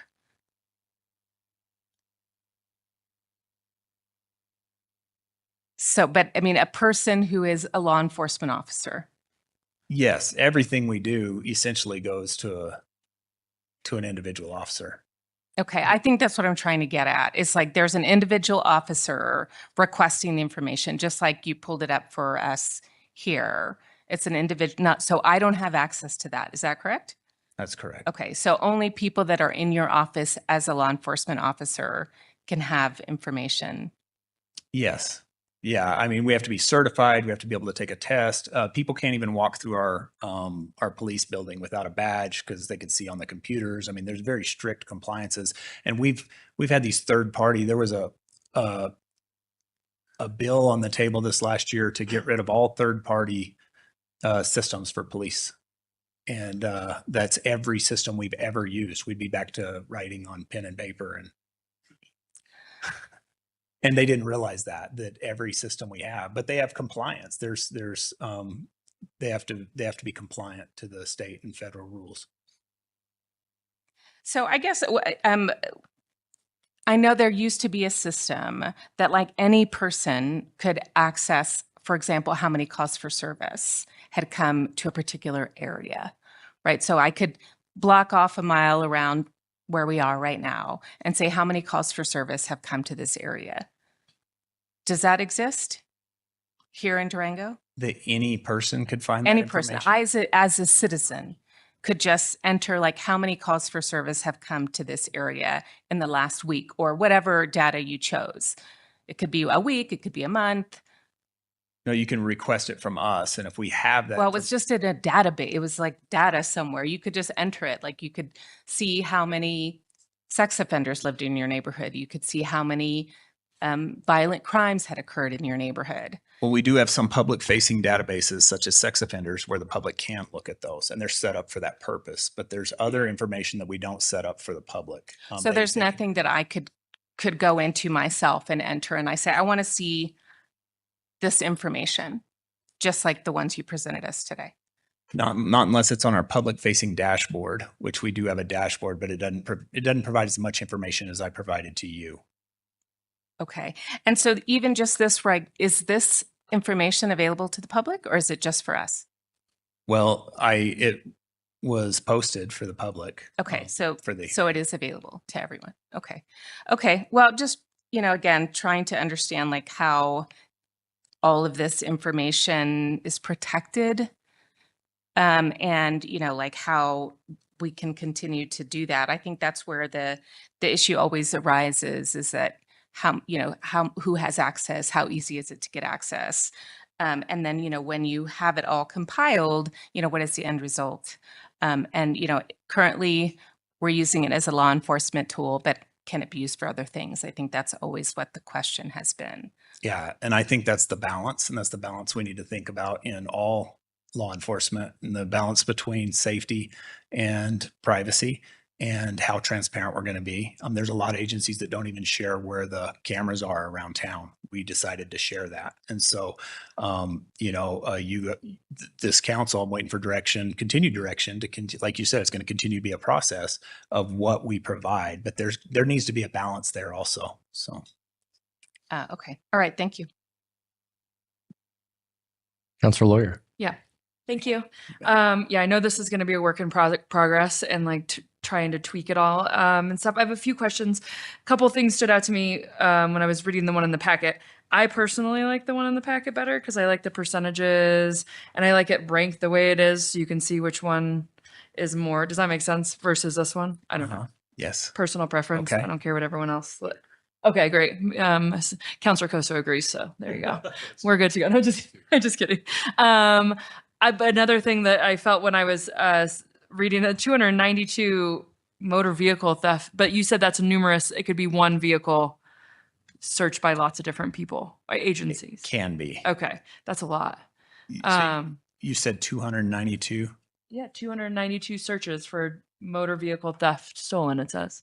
Right. Yeah. Some of those can be multiple. Yeah, searches. which is 37% of all the searches, which is crazy. There is also, I think, a typo, only because I was looking at mostly like the top 5, and number 3 goes into number 4, and so I don't know what number 4 is in the packet. Just FYI, but that's okay. It's not like a deal breaker. I just wanted to let you know.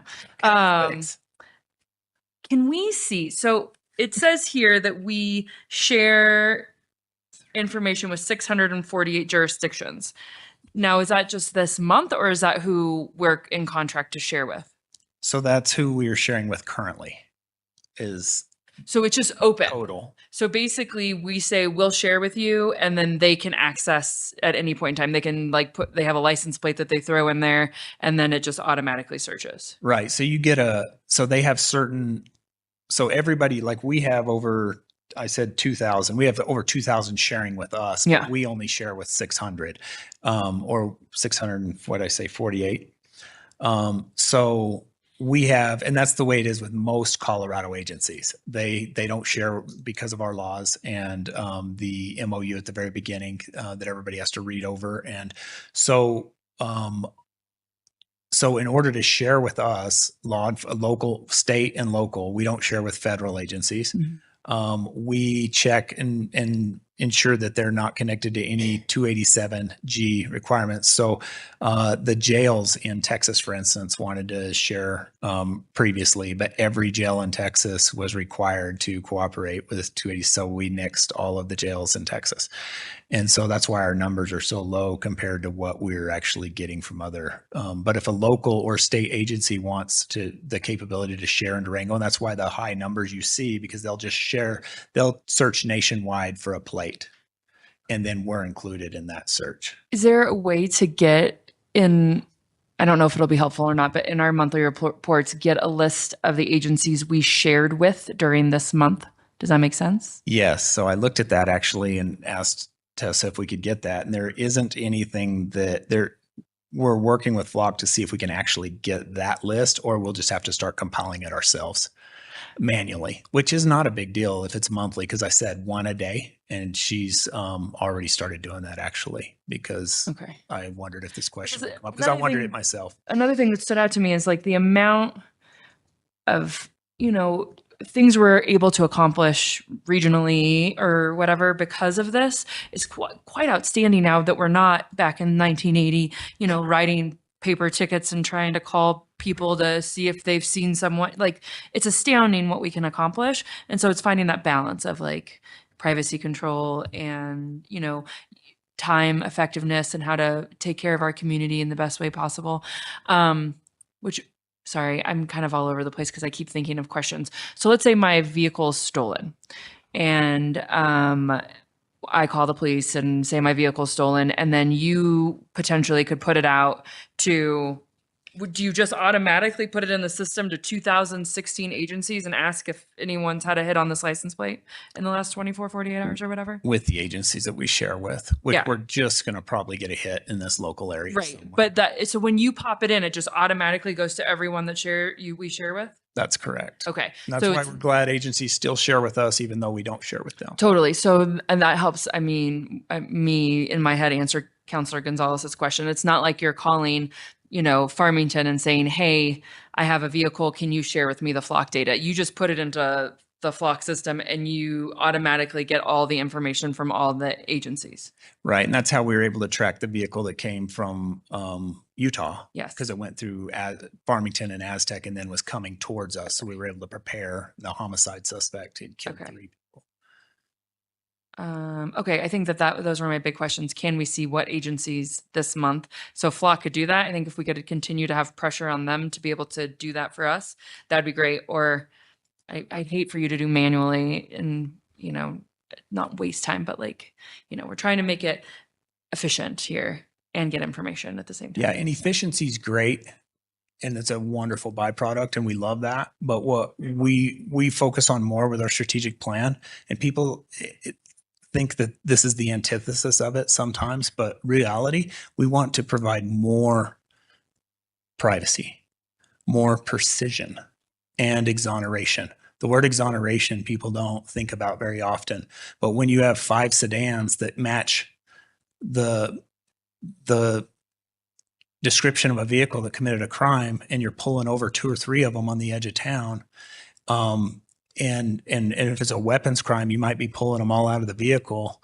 We're looking for more precision, more exoneration, and dealing with the individuals that are committing the crime and leave everybody else alone. Not even view their plates, not even look at their stuff, just look at the precise. So that's what we look at also. And then just for clarification, this report or a report like it, as we hammer out what we like, what we don't like, will be in a city council packet every single month.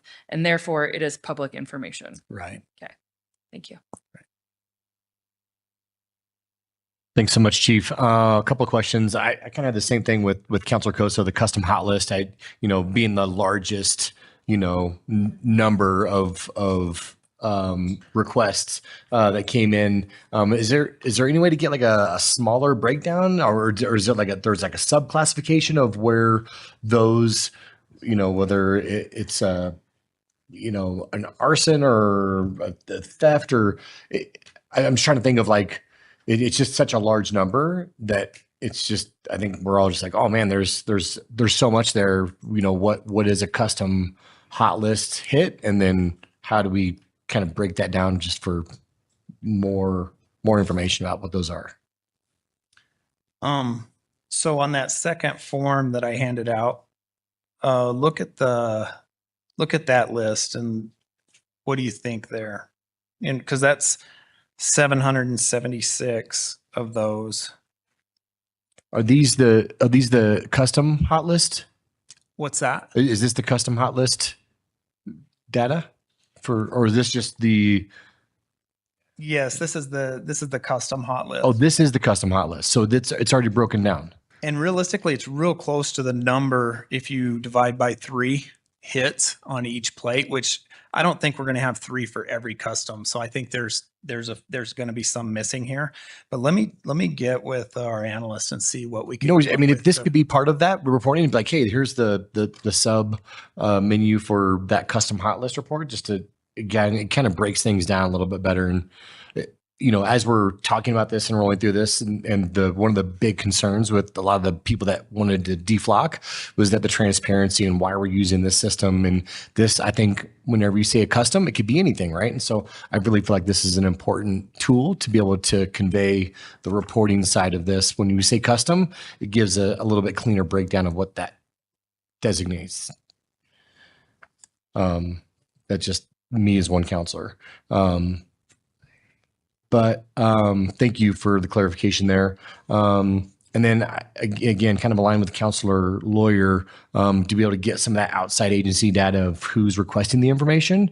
And then is there, and I don't want to make a ton of work, but is there a way to get figure out what they're looking for as well? I mean, kind of like we break down our information. Is it possible, or was that too onerous to figure out what it is that they're trying to access and why? That's what we're keep pushing these companies to continue to work on, because those are robust numbers. When they're just randomly searching the entire U.S. for Sure. one person, when they had a stabbing in Georgia, and we're connected to that, we're going to be reporting. Sure. But I'll look into that also. And If it's possible, I know that we're in the very infancy of all this, and I think it's only going to get better and more robust.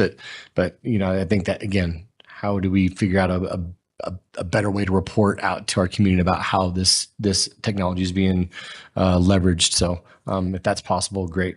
Because one of the things we were looking at is a way to reverse engineer. So you have that large number, the 445,000 or whatever searches that were in Durango because they were nationwide. Reverse engineer how many of those were actually were contacted in Durango. And I know that number is going to be small because they're going to call us. That's good. That's great information, right? They're going to say, hey, we just got a hit in Durango. Can you go check this out? And so the numbers, you're going to be able to count it on one hand. But it's impossible for us to do that at this point. Sure. Well, I think all that information is good to have at our fingertips for sure. And then I just want to clarify, if we share with an agency, are they able to access all that information freely, or do they have to make a request to access that information? Or does it depend? Well, once they have permission, they're able to access, but all they know is that there was a hit in Durango. I see. And which we have jurisdiction, so we're going to get the call. Gotcha. Okay, so that's one of the things we want. Sure. Because we had like the example I gave of the SUV that was at the store from Albuquerque that had 4 individuals in it, and there was a homicide in Albuquerque, and the person that was killed, that was their vehicle that was sitting at the gas pump with 4 individuals that couldn't answer why they were in Durango. And those are the type of calls that we want. That's why we want the more of the sharing capabilities. Those individuals don't have jurisdiction in our town. It's just going to be information coming to us. Sure. Okay, great. And then kind of getting back to the human element of all this, would you say it's plausible that there's a human on one side of it inputting the information, and then that information in a database is automated and populated to different agencies? So the end user would then have access to that information. So it's not like it's just a bot or AI, making these requests, but it's more a human on one side, but then how the system is built within the firmware and the firewalls within the system that goes to the agencies that it's allowed to. Would that be fair assessment? Yeah. So at the very beginning, I thanked Mike and community partners and stuff like that. Well, community partners are also people that will call up and say, hey, I don't like this system. Why? And when we listen, we're able to push back on these companies and say, hey, we need X, Y, and Z. Help me, help you. And we did that. And we were a major part of Flock. When you get on there and it shows, it's basically a mini MOU before you can even get on the system now. That's because of Durango and our citizenry. And so there's all those changes that take place. One of the other ones was inputting a case number. So that goes right back to what you're saying. A human inputs that case number as to the reason for the search. And so everything's auditable and trackable. They have these, the new audit processes, and then they, the more revisions to where we have to have a case number and a reason for even though we were already doing that, the sharing partners have to be able to do the same thing. Perfect. Well, thanks for all the work on this. I know it's the first one. I really appreciate you and the team taking the time to put all this together, and I look forward to seeing this evolve and get better reporting for all of us. So thank you, Chief. Absolutely, Mayor. Thank you. All right. Any other questions? Yeah, Councilor Yazzie. Bryce, okay, so basically it was a great discussion, so thank you, everybody. So these are people who've had some kind of offense that was against the law that are on these pages here, right? Right. Maybe some missing endangered folks, stolen license plate or stolen vehicle. And then there's like a multitude of others who probably got voted by Flock, but we don't care about what they did, right? Correct. And it's going to be deleted in 30 days, never seen, never viewed. Okay, thank you. Thank you. All right, great. Thanks so much, Chief. All right, moving on to agenda item number 6, committee, board, and liaison reports. Anybody want to kick us off? Councilor Yazzie? There you go. Alrighty, thank you, Mayor. Okay, so since our last meeting, I did have 3 meetings.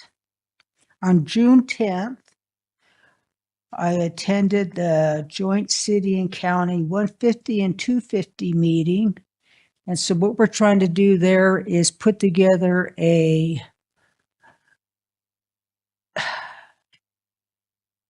program for 4th and 5th graders in La Plata County, Montezuma County, in southwestern Colorado to go around the city and look for unique features that we're deciding what they are, and then they'll match up those features, and then we'll have a winner in the future. So it's actually turning out to be quite a nice little project. And this is for the 150, 250 celebration. And then on June 11th, I went to our Regional Housing Authority meeting, and we hired a new facilitator. So she came and met the regular board members, and we had 2 other new board members join up. And so we just did a big review about what we intend to do in the coming years, and also look at the possibility of trying to find some sustainable funding. And then this afternoon, I went to a Buell Foundation reception up at the Center for Southwest Studies, and had the opportunity to meet some of the people who give money to nonprofits in southwestern Colorado. So that was very fruitful, because I had an opportunity to touch bases with Linda Baker and Heather Stockton and a few other notable people. So that was all on the up and up. And that's about it. Thank you. Great. Thanks, Councilor Yazzie. Councilor Gonzalez. Thank you. So I should have mentioned it in my opening remarks, but I did want to say that I went to the farmers market on Main, and I got to see Jamie there with her team, asking about their strategic plan. And your booth was crowded and full of people, and lots of dots all over talking about their strategic plan. And so I was just really grateful to see you guys out there trying to get feedback. And what a fabulous farmers market we had. It was a beautiful Saturday morning, and I know eventually we'll get some feedback from the bid about how the businesses feel, but I had a fabulous time. So thank you. Great. Thank you, Councilor Lawyer. Yes, I had the Alliance meeting. We heard from Shauna Lagarza, the new county manager, about her background and her vision for her position in the county. We heard from Corey Finney, who's part of Howdy Partners, or like an investment firm into regional businesses, and how to like put money and jobs back into the economy, which was great. And then Dan Hunt from the Mobile Home Park Network, helping mobile home parks kind of invest in themselves. And the first one that was done was Animas U Park that he lives in, and I was a part of on council as well, right when I first got elected. So there you go. Great. I had a couple of meetings. I met with Regional Director Seaman with the U.S. Department of Health and Human Services to advocate for our local and regional healthcare system and where we see some of the most critical needs. And so, yeah, it was really good to meet with her to discuss healthcare in our region. We also had our Chamber of Commerce quarterly meeting this morning. Board of County Commissioner Philbrick, Elizabeth Philbrick was there at the meeting. She talked about land use development code. We talked about tourism, a whole bunch of stuff. And yeah, it was really good to hear her and what's going on the county side. There were also conversations around a Hispanic Chamber affinity group as part of the chamber. Nothing's finalized yet, but Priscilla Newbold who is also part of the Good Food Collective. She also just joined the chamber, and she's been an invaluable addition, helping take a lead on providing resources and tools to members of the community that did not have access previously. So she's really a great asset to have on the chamber. And then the chamber is also currently working with the Good Food Collective on Spanish translation for up to 12 hours of chamber programming. So it's good to see they're getting that rolling. They also had the Girls Gone Golfing event this last weekend. It was a big success for the chamber. They sold out. Everybody had a really good time. Really good fundraiser for the chamber. And then lastly, we had a new leadership La Plata class that's been selected for the 26-27 year. And so, yeah, they will start taking classes in September. So, yeah, looking forward to seeing how that goes. And that's it from my end. Councilor Coso? Good. Perfect. All right. Moving on to agenda item number 7, public comment on items under consideration of adoption. Comment is encouraged on agenda items set for consideration and a vote by the council tonight. Public comments on items not set for consideration by the council come later in the meeting. Please begin your comments by stating the agenda item set for a vote you intend to speak on, your full name, and if you are a resident of the city of Durango. Make your comments directly to the council. Do not expect a response from the council or staff. Comments are limited to 3 minutes per person, unless modified by the council. Unused time is not transferable to other speakers. Comments must be specific to the item you identified when you began your comments.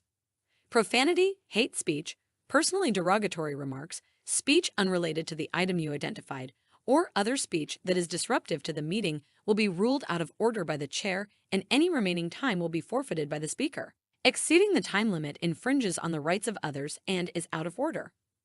Only a majority vote of the council can modify time limits. Please note, you must sign up prior to the mayor calling the item on the agenda. Signing up after the item is called will result in your name not being called to speak. Thank you. And there's one individual signed up to speak on an item that council will be voting on tonight, and it is Mike Tott, and he will be speaking on 11.1, a resolution authorizing the city manager to annually approve an emergency warming center located at the Sacred Heart Catholic Church Parish Hall in the city of Durango. I pass. I've sent everything. Thanks. Come on. All right. Moving on to item number 8, the consent agenda. Can I get a reading of the consent agenda, please? Yes, thank you, Mayor. On tonight's consent agenda, we have 8.1.1, which is approval of the minutes from the June 2nd, 2026 City Council regular meeting. Under 8.2, final reading of ordinances, we have 8.2.1, which is ordinance 2026-31 ratifying resolution R 2024-69 approving the renewal of the City of Durango's cable franchise agreement with Charter Communications, Inc. 8.2.2 is ordinance 2026-32 authorizing the acquisition of parcel number 5667-321-06-005 Lot 5 Rivergate subdivision and the execution of all necessary land acquisition documents for the purposes of workforce housing development. Under adoption of resolutions by consent, we have 8.3.1, which is a resolution electing to carry forward the City of Durango's 2026 State of Colorado Private Activity Bond allocation for future multifamily housing projects within the City of Durango. Under approval of other administrative items, we have 8.4.1, which is approval of a new beer and wine liquor license for Durango Bike Project LLC at 225 East 8th Avenue, Unit B. There are no items under request for public hearing. And then under introduction of ordinances, we have 8.6.1, which is an ordinance amending in pertinent part the Durango Code of Ordinances, Chapter 4, Animals, Article 5, Impoundment, Section 4-97, Disposition of Impounded Animals. And there are no requests for excused absences. Great. Anybody like to pull anything from the consent agenda? Okay. Can I get a motion? I'll make a motion to approve the consent agenda. Second. All right, go ahead and enter our vote. Oh, that's right.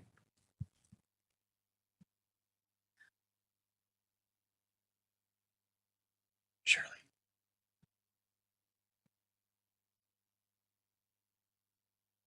The motion passes. All in favor: Dave Woodruff, Jessica Lawyer, Kip Koso, Gilda Yazzie, Shirley Gonzalez. Council, I think that there was someone here that wanted to make a public comment on an agenda item and they didn't know how to sign up. And I'm wondering if we can suspend the rules and allow him potentially to make a public. Oh, I thought that's what I was trying. You didn't get my sign language? Okay, not an agenda item. He's going to sign up for it later. Never mind. Take All it right. back. Just kidding. All right. Nothing on agenda item number 9. And then agenda item number 10, public hearings. Under public hearings, we have item 10.1, a public hearing to consider the renewal or suspension and revocation of a business license issued to High Trestle Brewing LLC, doing business as Durango Beer and Ice Company. Mark, do we need to step out of our, oh, sorry, go ahead. No, so 10.1 also includes your meeting as the local liquor license authority over the liquor license. I can tell you that item 10.1 that was just read is actually moot now because the business license has been brought into compliance by full payment to all the past due sales tax collections. So the only thing left to proceed on under item 10.1 is your meeting as the local liquor license authority to consider the suspension or revocation of the liquor license under state statute 44-3901 under your authority under 44-3601. I know it's a public hearing. You guys are used to kind of a different public hearing. This is a public hearing that's required by state statute. It actually proceeds as more of a quasi-judicial hearing. I would request that I be allowed to do an opening statement. The business owner, if they're here, they can do an opening statement.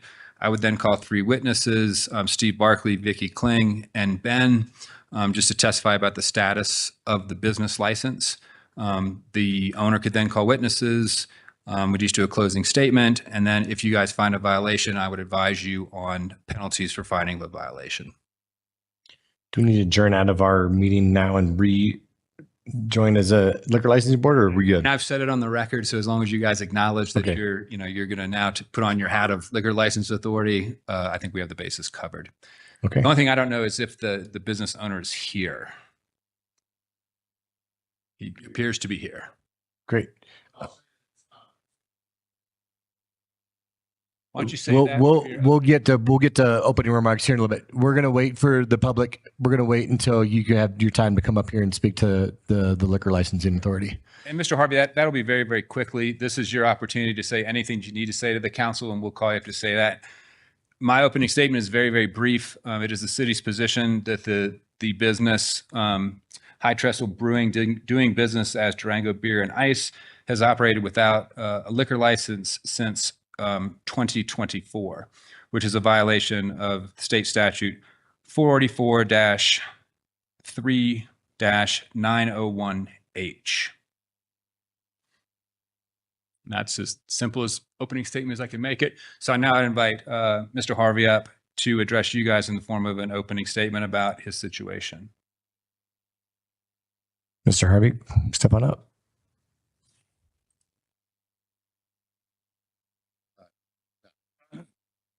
So we've had a license in 25. I can't produce it right now because it's been misplaced. I don't know where your research or your accusation comes from, but I don't think it's accurate. So there was a renewal period that came about at the end of 25. That's an annual thing, I think. It could be 2 years, but I'm pretty sure it's annual. It was sent into the state. It was, I guess, misplaced is what I've been told, but for whatever reason, they didn't receive it.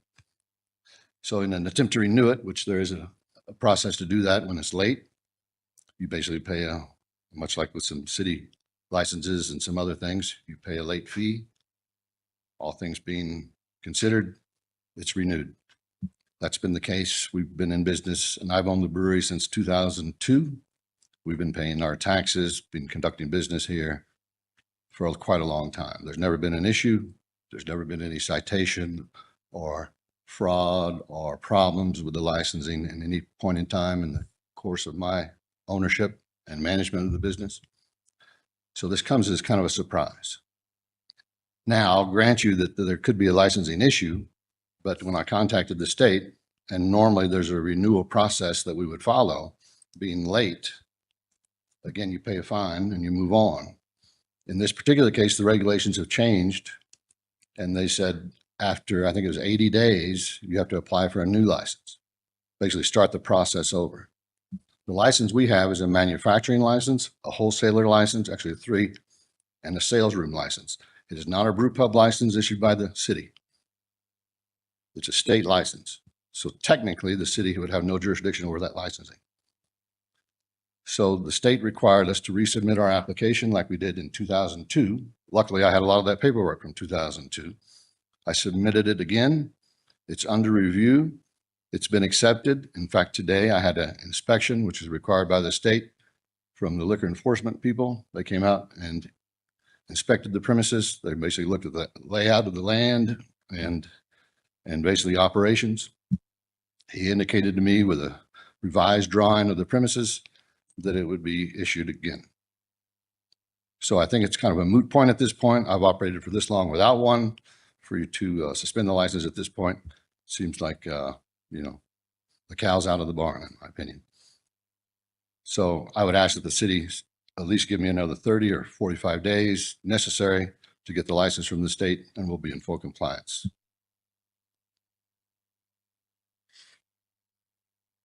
So if that's your opening statement, I'd like to go ahead and call my first witness. And I'd call Officer Steve Barkley. Mr. Harvey, you can sit in that table. You can sit back on it wherever you're comfortable. Sure. Steve Barkley, Head Ranger during the police department, overseeing code enforcement as well. Mayor, do you want to give him an oath since he's a witness? I'm sorry, say it again. Want to give him an oath? Oh. I'd ask Ben to do it, but Ben's going to be a witness too. So all you have to do is ask him to tell the truth. Mr. Barkley, do you swear to tell the truth, the whole truth, and nothing but the truth? I do, sir. Okay, great. I saw it on a movie once. All right. Good job. All right. Thank you, Mr. Barkley. Go ahead. Officer Barkley, have you ever been to the High Trestle Brewing Company doing business as Durango Beer and Ice? The location of the establishment. Have you been there? I was assigned to go there to serve show cause papers. And on the date that I delivered those papers to the senior person on duty, I believe I saw one customer inside. The papers were signed for, and we departed. Okay. And was that on May 26th of this year? I believe so, but I'm not positive. You don't have any reason to disagree with that? Yeah. Okay. And what did you see inside when you were there? Did it appear to be a manufacturing facility, or did it appear to be a brew pub? That I could not tell you. I was just serving papers on the day that I was there. I did not go into the back rooms or anything beyond that. Okay. But what did you see? What did you observe? Looked like a regular bar type facility that served both food and alcohol. Okay. I believe, like I said, I saw one individual. It was a customer, but I did not recall if any alcohol was being served at that time. Okay. But you saw seats, you saw a table, you saw a bar. Yes. And you saw taps. Yes, sir. Okay. Thank you. I don't have any other questions for you, but you would please answer any questions that Mr. Harvey might have.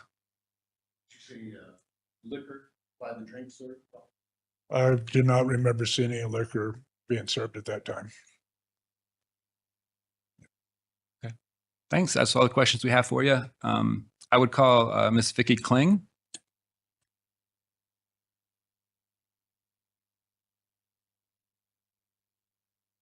Hello, I'm Vicki Kling with Code Enforcement.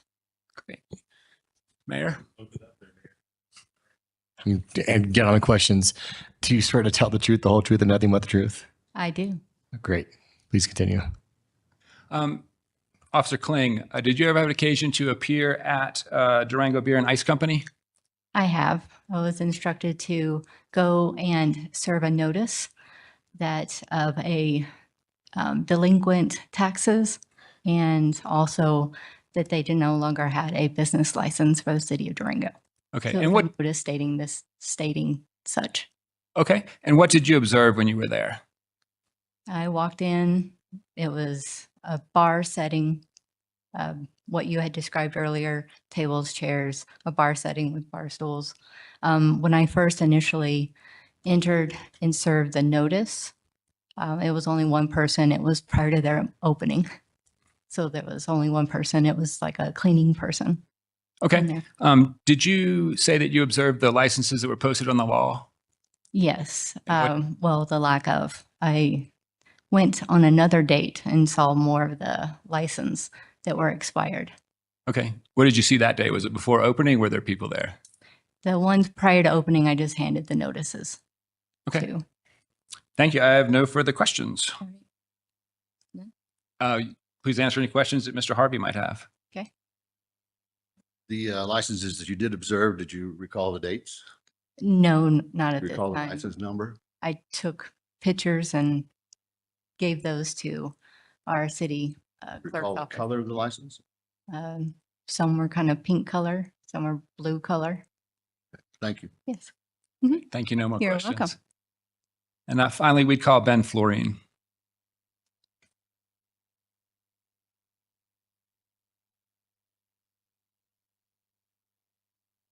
Mr. Florian, do you swear to tell the truth, the whole truth, and nothing but the truth? Yes, thank you. Excellent. Please continue. Ben, who do you work for? Although we all know because you have a nameplate. I'm in the city clerk's office. Okay. And what responsibilities do you have in that office when it comes to liquor licenses? Our municipal clerk's office, along with every other municipal clerk's office in the state, manages liquor licensing, business licensing, marijuana licensing, special event liquor permits, amongst other administrative items. Okay. And in anticipation of today's hearing, did you research to see if the High Trestle Brewing doing business as Durango Beer and Ice Company has ever held a license with the city? Yes. High Trestle Brewing has maintained a general business license with the city as required for anyone doing business in city limits. They, like Mr. Harvey referenced, I believe his license was a manufacturer license for alcohol, along with a sales room. Those licenses are not processed with the city of Durango. We don't issue our own separate license. They go directly through the state. So while a liquor license is required in Colorado to serve alcohol, their particular licenses are not renewed with us. Is it required to have a liquor license with the city of Durango for a brew pub? Yes, I believe so. Okay. And do they have a brew pub license with the city of Durango? I believe their former license was a manufacturer's license. It's different than a brew pub. And again, the manufacturer licenses go directly through the state. Okay. Are you aware of whether or not the High Trestle Brewing doing business at Durango Beer and Ice Company has a website that advertises the business as a brew pub? I think we've been into the website, but I don't remember. Okay. Thank you. Please answer any questions that Mr. Harvey has. Mr. Florian, can you tell me, does a brew pub license here in Durango entail beer only, or does it include alcohol or liquor? I don't directly oversee the liquor licenses within my office, so I'm not the subject matter expert. But I believe, if I remember correctly, that brew pubs are allowed to sell beer along with other types of alcohol if they're licensed under a brew pub. And I would agree with that. That's the distinction. Is a brew pub license allows liquor sales. A manufacturer license with a sales room license allows beer sales only, and that's the distinction. There are many breweries in Colorado as well as in the United States that serve only beer, and that's the distinction. We can't serve wine. We can't serve liquor. We're not a brew pub as defined by the state of Colorado. Because we use that term in our, on our webpage, I think that's maybe a misunderstanding or a wide interpretation by council to try to basically incorporate a problem that doesn't exist. Thanks, Ben. I don't have any other questions. Thank you. Council, in closing, the city attorney's office, as well as the city administration takes the position that you are required to have both a city license and a state license to operate the type of business that's being operated by Mr. Harvey. I think it's been established that he has not had a license, or he claims that his license is lost from the state. That alone entitles the city to issue a violation and fines. It is also our position that he's required to have a license with the city to operate the business that he's operating. He's clearly made the arguments that there's a distinction. My office has reached that and researched that and does not believe that there is. We believe that he's in violation of both not having the state license and not having a city license to operate the business that he's been operating. And we ask you to give Mr. Harvey to make any final comments to you guys. And then, of course, you're free to ask any questions that you want of me, any of the witnesses, or of Mr. Harvey. I would find it odd and strange and problematic if after 23 years, we determine there's a licensing problem. It's been set up the same way for 23 years since I've owned it, and prior to that, it was the same. If the city regulations change somehow, then I should have been notified by mail and not at gunpoint, as was the case with the officers that arrived at my premises, served papers that were not in an envelope that for everyone to see. That's troubling in and of itself. But she also did it at gunpoint. And that's outrageous. So there is a distinction. If council will spend a little more time looking at the regulations with the state, you'll find that there is a distinction between brew pub licenses, manufacturing license, sales licenses, and a wholesaler license. A wholesaler license allows a sales room. A sales room is allowed to sell beer and produced on the premises. And that's what we do. We've done it for a number of years. We're the third oldest microbrewery in Colorado, established in 1990. There's been no licensing. Now to create one, I think there could be some personal agenda here. I'm troubled by that. And we have the burden of proof here. So I say there's no personal agenda. I think I've told some of you that there's an email we're being accused of singling out this business. That's simply not the case. We're just doing our job. We believe he doesn't have the correct license. He's acknowledged that his license is lost for the past year.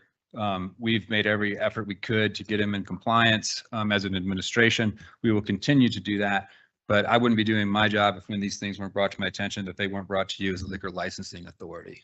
And specifically, council, what have you done to help me with the license? Not me personally, but other member of our administration. What have they done? It certainly helps you get caught up on your sales tax. And it's been caught up. It has. Are there other businesses that are owing sales tax? This is not a hearing about me. This is a hearing about you. Could you tell me if there are other businesses owing sales tax in Durango? I'm sure that there are. Okay, thank you. I'm sure we've conducted hearings multiple times for those hearings. Those hearings go specifically in front of the city manager. And I can recall 3 specifically in the past 12 months. There's no current sales tax due now. Is that correct with High Trestle Brewing? No, I already stated that. Okay, I just repeated.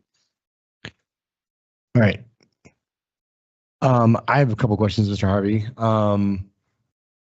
And personally, I find it condescending that you're assuming that we don't know the difference between a brew pub license and a manufacturing license.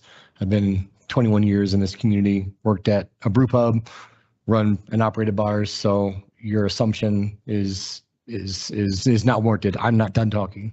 Mr. Harvey, do you serve alcohol that you do not produce on site, whether it's beer, wine, or liquor? Say that again. Do you serve alcohol that you do not produce on site, whether it's beer, wine, or liquor? No. No. Do you have any liquor, wine, or beer that you don't produce on the premises? No. You don't have anything? No. You only sell the beer that you produce on site? That's correct. Okay. Then Ben, according to our records, do we have a liquor license on the books for Mr. Harvey? I mean, so you said it was lost, but there's got to be a record of it, of a payment processing, something. No, there was never a license with the city. I'm not talking about that. I'm talking about 2025, because you said that something happened to the 2025 license, that it's lost. The dog ate it. I don't remember, but what happened to the 2025 license that you said was lost? Did you get a receipt for payment? I would have to research that. You don't know. You don't know if you received a receipt. I would have to research that. You'd have to research that. License in 2025. I can verify that. Okay, well, that's why we're here. Is like, that you say that you have it, but you didn't bring any sort of evidence saying that you did have Well, the it. issue is not having one this year, I thought. You need to have a license every year. You talk about 22 years of licensing. It's not a problem over 22 years. It's an annual renewal. So we're talking year over year. I'm talking about 2025 and 2026. Are you current now? 26, as I stated, we were late in requesting the license. I understand that, License. but so in 2025, when you lost it, did you just not remember that you needed a license? And I'm trying to understand where it get lost. Actually, You lost it. I didn't know we lost it. So who lost it? I don't know. You don't know. Okay, so you have a receipt for Not that that I could license? Produce for this hearing. What's that? Not that I could produce for this hearing, no. Okay. I think that if you were to come to a liquor licensing hearing saying that I have a license, that you would bring evidence that you procured a license. I didn't know this was going to be a hearing per se. It was a show. You were cause. not aware that this is going to be hearing over your liquor It's going to license. be this format. Okay. What were you under I the didn't know impression that you were here? I was dealing with a judicial body. But I mean, all your questions and statements so far have led me to believe that you knew exactly the reason that you were here today. Well, I understand the show cause letter, Okay. but I didn't know we were going to have a judicial hearing of some sort. Okay. Because I've never seen this body in that sense or act that way. Okay. So you're late in the 2026 license. You're behind the 8 ball there. Is that correct? That's correct. Okay. And because you didn't, so is it because that you didn't renew in 2025 that you have to start the process over? Or is it because you lapsed it for too long in 2025 to 2026? No, they told me, the state representative told me that the 25 license was late in being renewed. I'm saying the 26 license was late being renewed from 25. Okay. So they said because it was late over 80 days, it had to be applied for again. Okay. And are you currently in the process of doing that? Yes, in fact, we had an inspection today to complete that process. So if you are renewing and it was late from 2025, then they should have had some sort of validation that you had a license in 2025. I would think so, yeah. Why not bring that with you today and exonerate yourself? Because I think the issue is having one currently. The issue is No, that I I always saw- have a liquor license or a Having a manufacturing current license. I'm sorry? I'm seeing this as having a current license, not one from 23 or 1919 or 1990. Okay, I guess I'm under the impression that you always need to have some sort of manufacturing production license or liquor license to operate.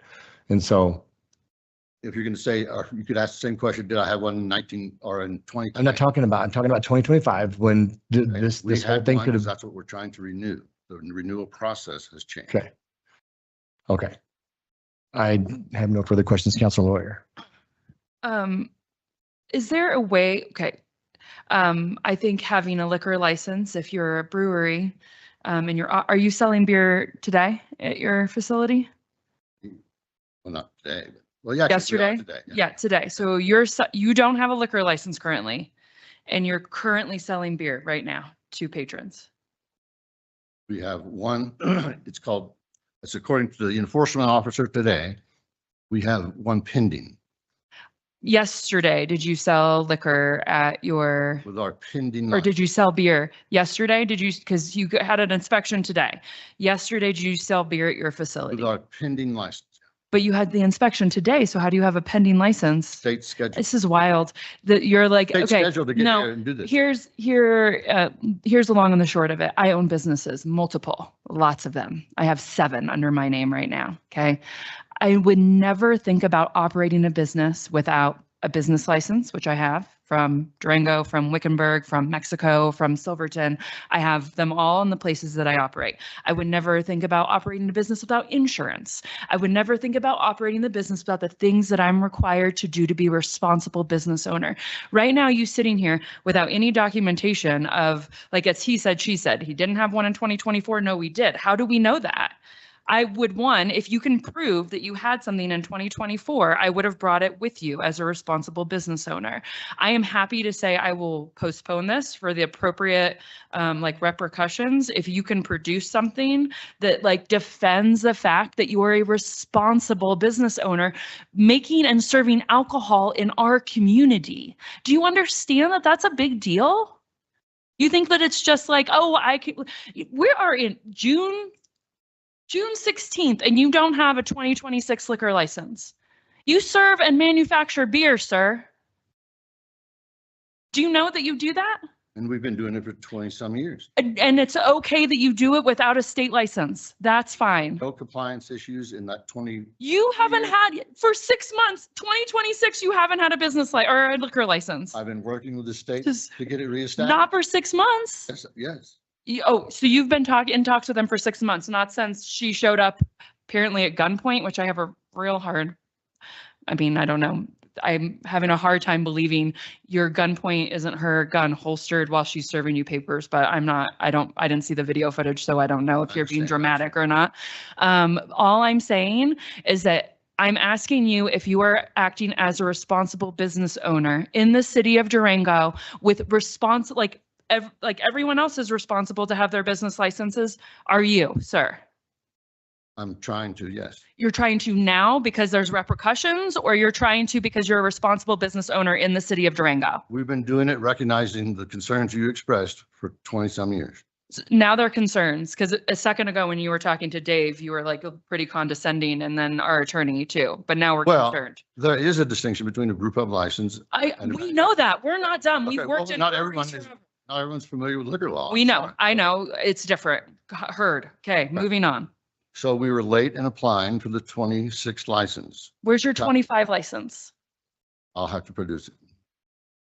Okay, so you lost it, which I mean, that's a more important license than a business license. And I can walk them to my office right now and produce every business license I've had for 5 years. You have very good counting and file recording, I guess. But anyway, we contacted the state after recognizing. After she gave it, or when? When? We were in the process.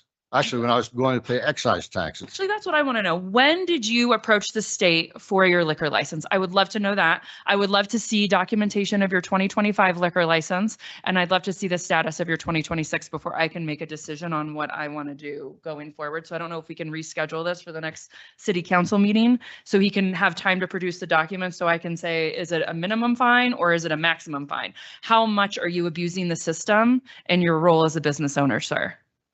I don't think there's any abuse, certainly not intentional. I mean, I can say that he's had. You want to shut me down? There's no more taxes and we can be done, I guess, but you know.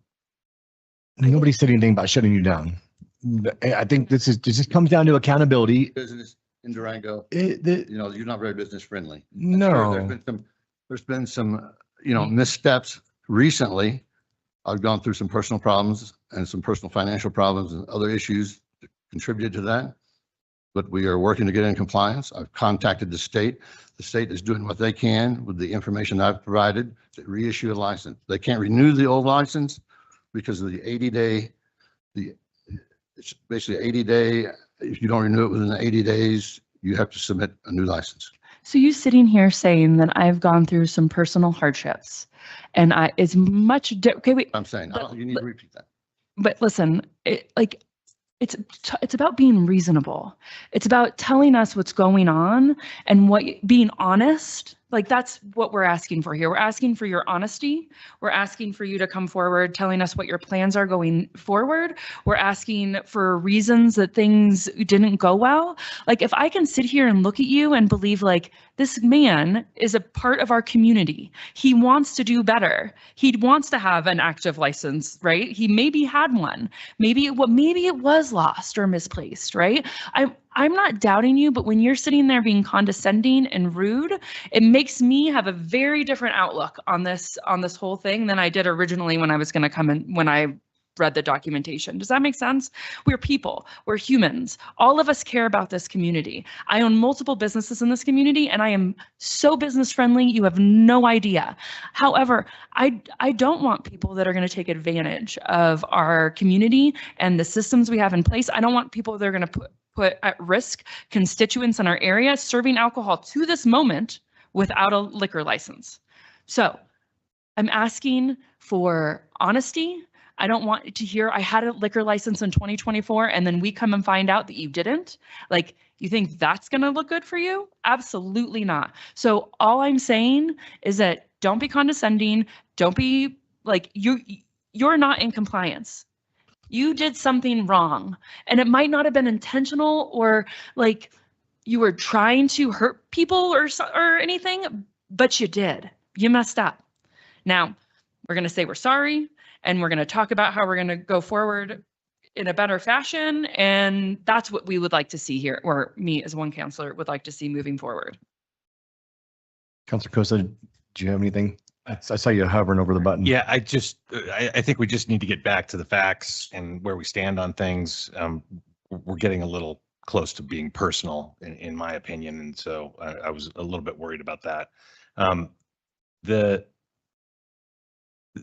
I would agree with Councilor Lawyer that I would like to give the opportunity to make sure that we do or don't have the documentation. And I guess I would ask back how much opportunity we've already given. Well, I mean, he was put on notice on May 26th that this hearing was happening. So he's had almost 2 weeks. And let me point out too, I think that the gentleman has a misunderstanding of the difference between a wholesaler and a brew pub. And he's absolutely required to have a license to do what he's doing in this community.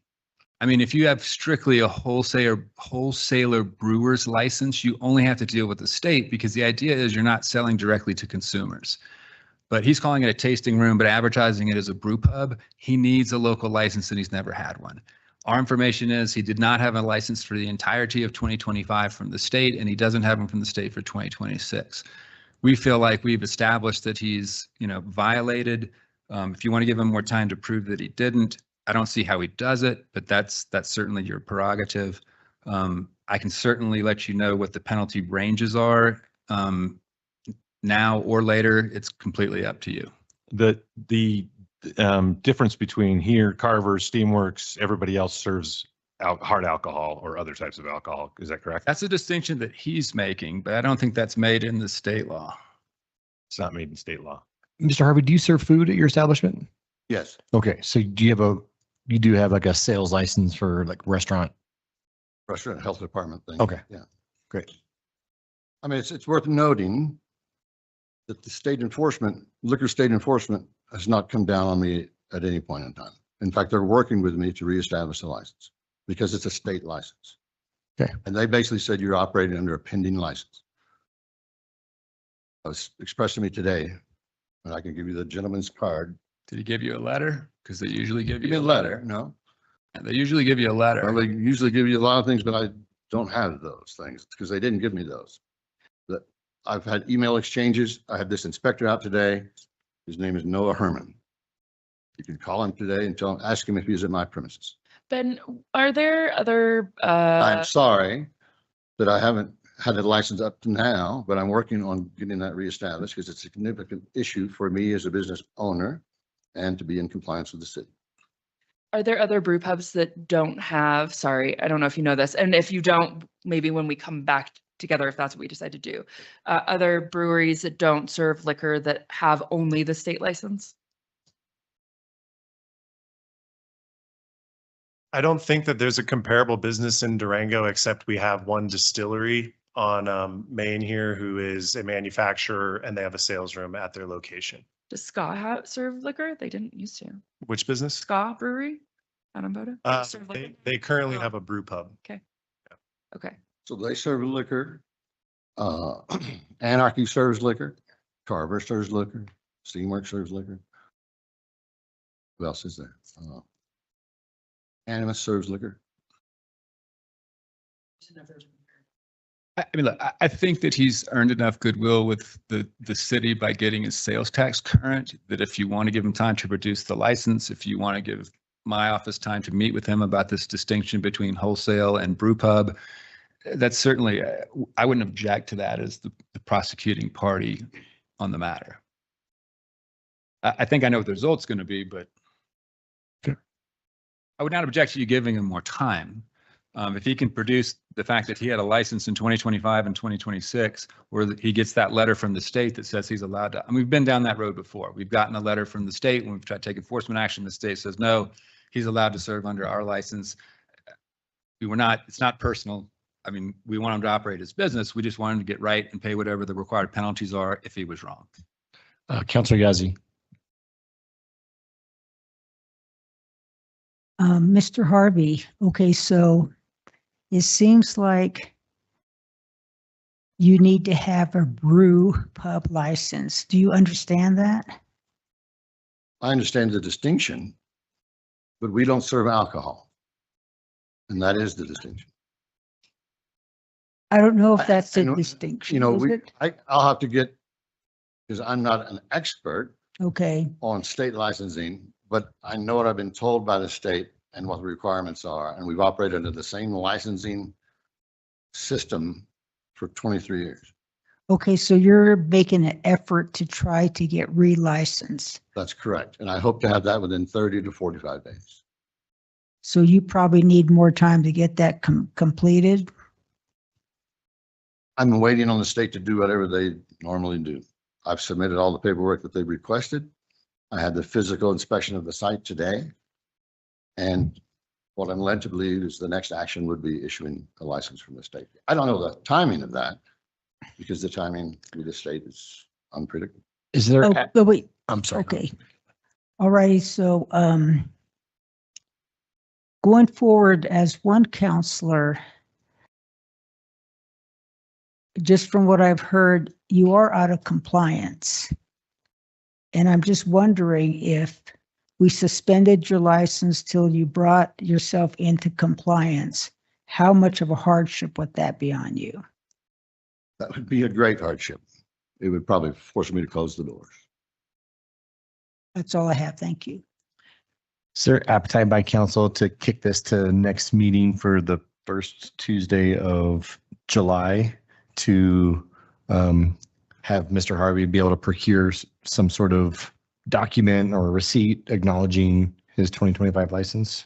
I would like to, I would, if I could, I would like proof of the 2024, 2025, and then process of the 2026 licenses. I would, in some way, whatever way you can. Might just be email or That- something. Okay. Okay, I mean, and print out the email and bring them in. You know what I mean? Like, it's nothing fancy. I would just, I think for me as one counselor, I would like to see that. I would like to see the start of the correspondence for this 2026 license. Did it happen on May 27th or has it been, like you've said? I'm trying to like. Before that. Before that, thank you. I would like our city attorney to get clarification on the micro brew pub versus the Manufacturing. other licensing, and if he actually does fall under that and other operations are operating that. I don't feel like punishing you on that one necessarily because you have operated under the state liquor license, and I don't, I'm concerned. Not enforcement action. Yeah, of the I'm state. concerned of a lot of things just kind of falling apart. And so I would like to hear clarification before we made a ruling on any of that. Thank you. That's one count. That's what I need. Yeah, I mean, if what he's saying is facts, that can be, I mean, the state's great. Yeah. I mean, we had another company that, I mean, they produced a letter from the state within 8 hours of getting their notice. So this notice went out May 26th. I was hoping he would show up with that letter and we could say this was moot too. We're just not there yet. You have my email. Any communication you have with the state, any documentation you have, you can send that to me to get to my clients, which is the council. And if I can resolve this for you, I will. Okay, I appreciate that. But Councilor Yazzie had one more question or comment. Okay, this is for you, Mark. And if you don't have the answer, we can get it later. Okay, so I'm wondering how much risk would the city be allowing him to continue to operate if we don't make a decision tonight and postpone it till our next meeting? I mean, could we get sued if somebody something happens in an unlicensed facility that we know about? The fact that he has represented here tonight that he is in contact with the state and the state has told him that he's allowed to act under this provisional pending status, I think alleviates us of our liability. I mean, he wasn't sworn, so maybe we want to do an after the fact say that, everything he said tonight was true just for liability I purposes. think the state would have taken action by now. Understand. I mean, look, as long as you're willing to swear that everything you said to this council tonight is true, I'm going to advise the council that liability is going to shift to you in the state if something happens. And this gentleman is an enforcement officer. He was in my premises today. He said, you got to revise your drawing, and send it into the state licensing division. And that's Do you- all I was instructed to do. Do you need a motion? Yeah. I'll make a motion to postpone this hearing so that Just continue the hearing. That's about continue it. the hearing to the next city council meeting. So the defendant can produce documents as instructed by council and needed by council. And that the city attorney can clarify manufacturing versus microbrewery. And I would suggest getting a temporary license or some documentation of that ASAP, so we know you're operating legally. Well, even that temporary license would take a little time. I think I'll have a valid state license hopefully inside of 30 days. But we have to get a second, so. Yeah. And Councilor Yazzie, to your question, if we continue, you I can't. just had a motion. Second, when you You're right. roll Okay. through the. No, we can. Yeah, I was like, wait, no one And seconded I was just my gonna, motion. she was just gonna answer the liability question as it relates to the motion. If we continue, you can't take an enforcement action until you've had a completed hearing. So by continuing the hearing and based on his statements that the state has authorized him to keep doing what he's doing, I'm comfortable with the liability pending a continuance of the hearing until the date that you set. All right. Any other comments? Councilor Gonzalez. Chime in because I'm not that familiar with licensing requirements for brew pubs or breweries or any of that. I own a small business here as well. And it's from one small business owner to another, it's impossible to run a business.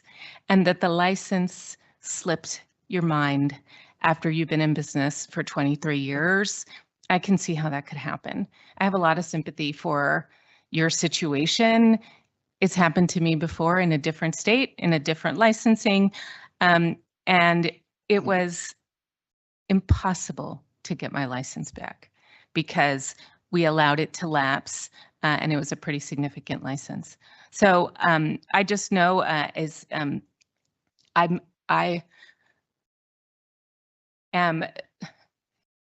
feel very sympathetic to what you're going through, and I hope we can get this resolved. I know, again, like every day we're in there, every day we're trying to make it work. Usually the documents are up there. We don't get mail like we used to, right? I mean, there's times in Durango the mail doesn't come, weeks go by. The post office doesn't operate like it used to. FedEx, however, the federal government or the government is used to distributing the documents, doesn't flow as easy as it used to. And so just having been in your situation, we were not aware that our license had been expired until an inspector came, and the inspectors would come every year or so, maybe 2 years, to come inspect our building.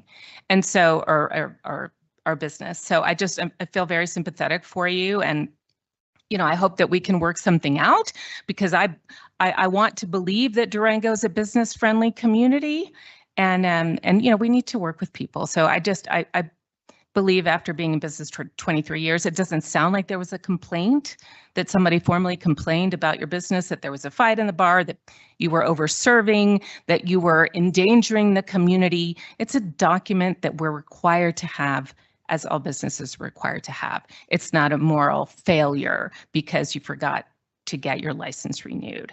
So I just felt like I needed to chime in because I think it's, I'm sorry that you're in this position. I appreciate that, Council.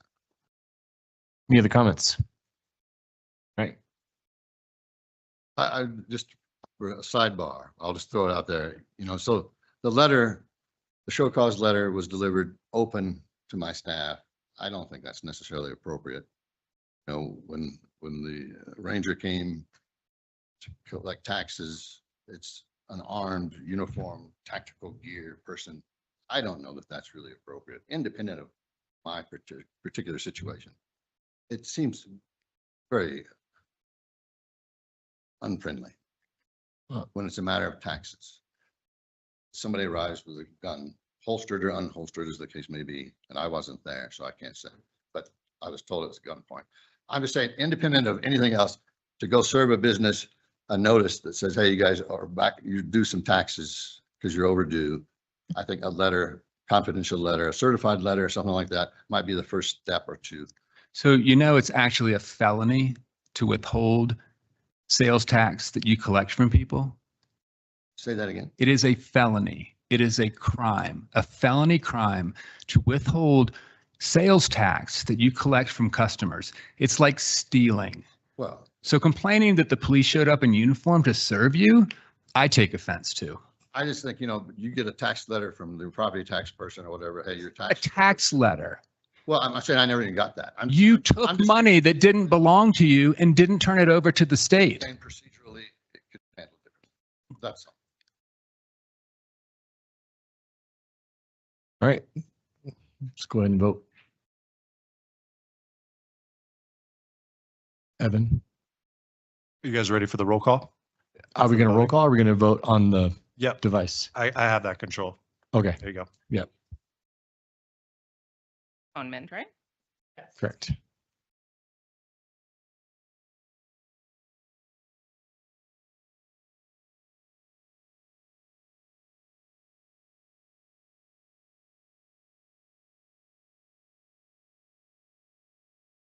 Jesus Christ. Motion passes. All in favor: Dave Woodruff, Jessica Lawyer, Kip Koso, Gilda Yazzie, Shirley Gonzalez. Right, moving on to, Yeah, next meeting to come with all the information. right, moving on. Moving on to item number 11, resolutions. Under resolutions 11.1, we have a resolution authorizing the city manager to annually approve an emergency warming center located at the Sacred Heart Catholic Church Parish Hall in the city of Durango. All right, good evening, Mayor and Council. I'm Jamie Lopko, the city's Community Development Director. We have before you a resolution related to the Emergency Warming Center. So this is aligned with our strategic plan goal of innovative housing and economic development, as well as safety and quality of life, for cultivating innovative housing solutions and partnerships to advance the development of housing options to support the community and focus on fostering a safe and vibrant community. All right, as you recall, council approved a resolution in November of 2025 that allowed an emergency warming center for this past winter for Sacred Heart Parish Hall. Here's a summary earlier today from Mike Todd on the impact of that. And tonight there is a request to allow the emergency warming center to continue each winter at the Sacred Heart Parish Hall without the need to come back to city council for approval. This resolution would authorize the city manager to annually approve this, to use only the Sacred Heart, and they would still be required to get a temporary use permit from the Community Development Department, where we would confirm the operations and life safety of the facility ongoing. The location and operations would only change slightly from what's approved. The center would still operate November 1st through the end of February, with temperatures forecasted to reach between 15 and 20 degrees or below, and it'll be 6 p.m. to 7 a.m. for 20 guests. The only two changes you'll note is we put to the end of February because it's going to change periodically. And then they ask for the discretion to be able to open between 15 and 20 degrees if they have adequate staff for that. But then we'll always target to be 15 and below. They will obviously target those dates to still be open. Oh, sorry, I didn't update my motion to put the resolution number on there. Move to approve resolution 2026, authorizing the city manager to annually approve an emergency warming center located at Sacred Heart Parish in the city of Durango. I'll second. All right. Any comments? All right, Councilor Lawyer. I mean, thank you very much. Thanks for all your work. We don't need to dive into it all again. We've already gone there and we're already 8:15, so we're going to keep it short and sweet.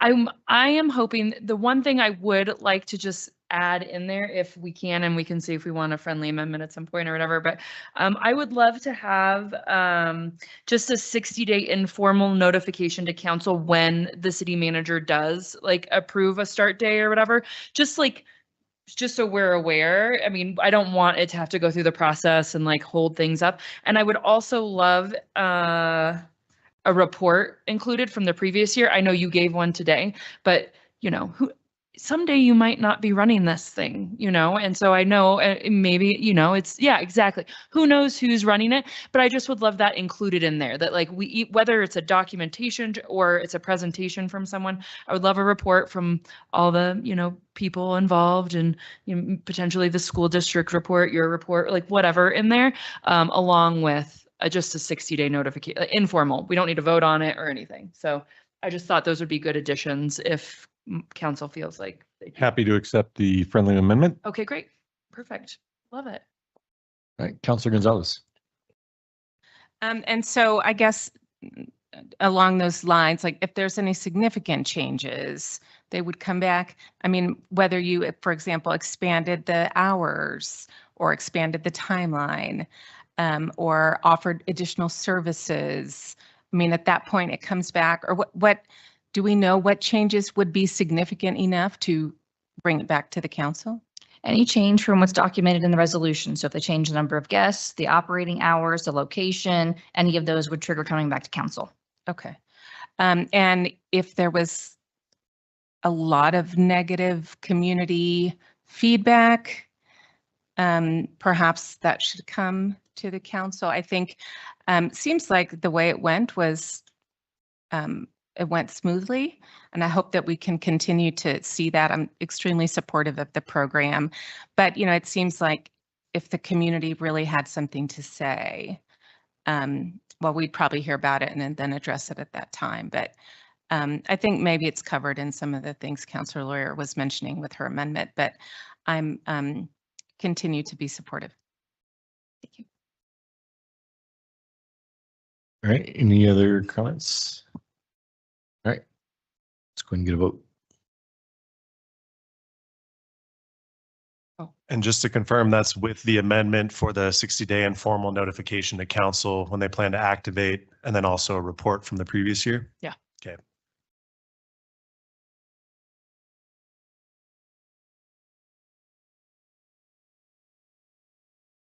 The motion passes. All in favor: Kip Koso, Dave Woodruff, Jessica Lawyer, Gilda Yazzie, Shirley Gonzalez.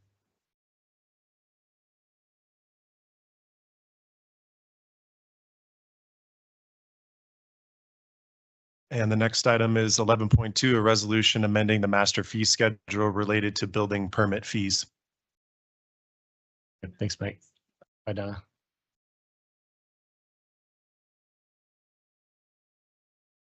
Fee schedule related to building permit fees. These proposed fee changes will support our organizational stewardship goal by ensuring a financially sustainable framework to support operations. All right, so these amendments are requested to provide some clarity, add fees, and then that were not approved, that had previously been approved by resolution, but were not included in the master fee schedule, and also add a new fee. So first, right now we have a separate fee charged for our sub-mechanical and what will be sub-planning permits. And right now that cost is actually already charged within their general permit. So we want to eliminate that cost. We don't want to duplicate charges for that. So that will be a cost savings for that. So that will be, but if you have a standalone mechanical permit or a standalone plumbing permit, then you'll be charged with the general permit based on the cost of the permit. Second, there are two fees that were previously approved by council that we didn't include in the master fee schedule, just omitted them out of it's just an error. We do have $125 reinspection fee and triple permit fees for doing construction without a permit. These are not regularly used. They have not been charged in the time that I have been here. But we'd like to keep them as a deterrent for people doing work without a permit. It's not something, if we catch someone the first time, we're going to triple their permit fees. It's something we want to have in place for repeat offenders who continually break the rules. Same with the reinspection. That's a lot of staff time to go out to a project when they're not ready for us to be out there, but it's not going to be a first offense. It's going to be several offenses down the road where we would put those fees into place. And we'd like to continue to have the ability to use those fees should a situation arise where we have repeated concerns with same individual or company. Lastly, along with our plumbing permits on July 1st that we take over, we'll be taking over gas permitting, and we currently don't have a fee for that. So we're recommending a fee of $75 for that type of permit. And I forgot to update my presentation. I apologize. I move to approve resolution number R-2026-XX, amending the master fee schedule related to building permit fees. Second. Any questions or comments? All right. Can I get a vote?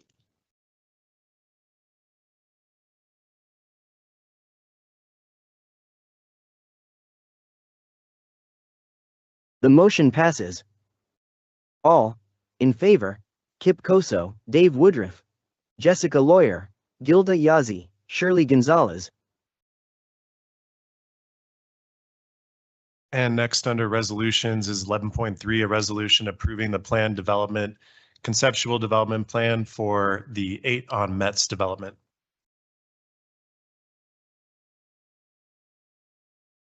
I'm Leanne Bernstein with Community Development.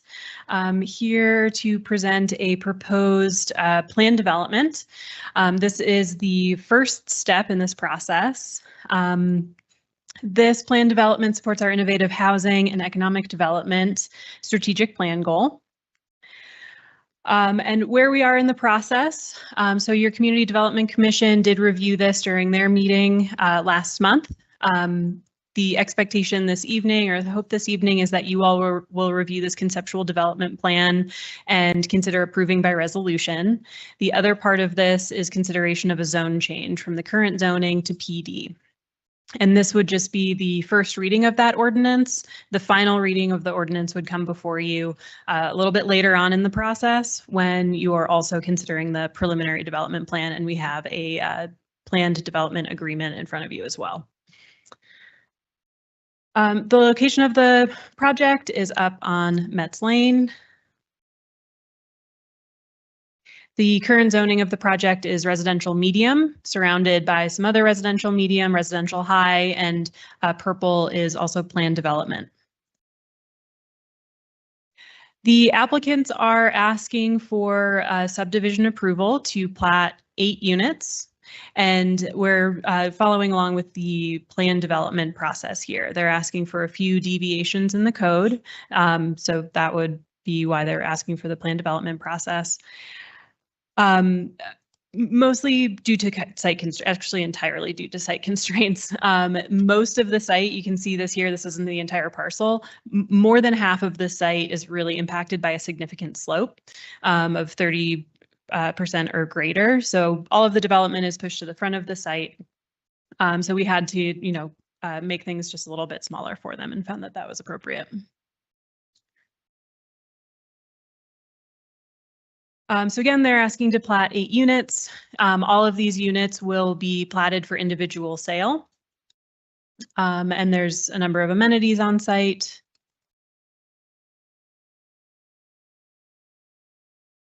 I have skipped something here. All right, before I get too into that, I also just want to give a little bit of background on the site. So this parcel was annexed at the same time as some of the other surrounding parcels that were now developed as Mountain Trace Townhomes and the Harmony subdivision there as well. So this parcel was included in that annexation agreement and was required to also participate in a fair share requirement of 10% of the units. This is a number of years ago. I think think it was in 2007. So it's pretty vague language about compliance with fair share per the ordinance of the time when development is proposed. So we've been working with the applicant on what that means today. And we've come up with a proposal from the applicant that they will do alternative compliance. So they'll be satisfying this either by a fee in lieu or an offsite compliance.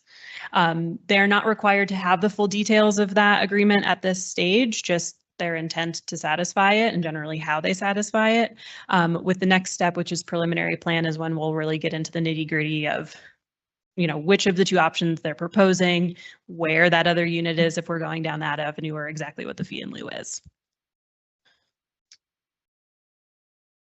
So staff and the Community Development Commission have found that this application satisfies all of the review criteria for conceptual development plan, as well as the review criteria for rezoning.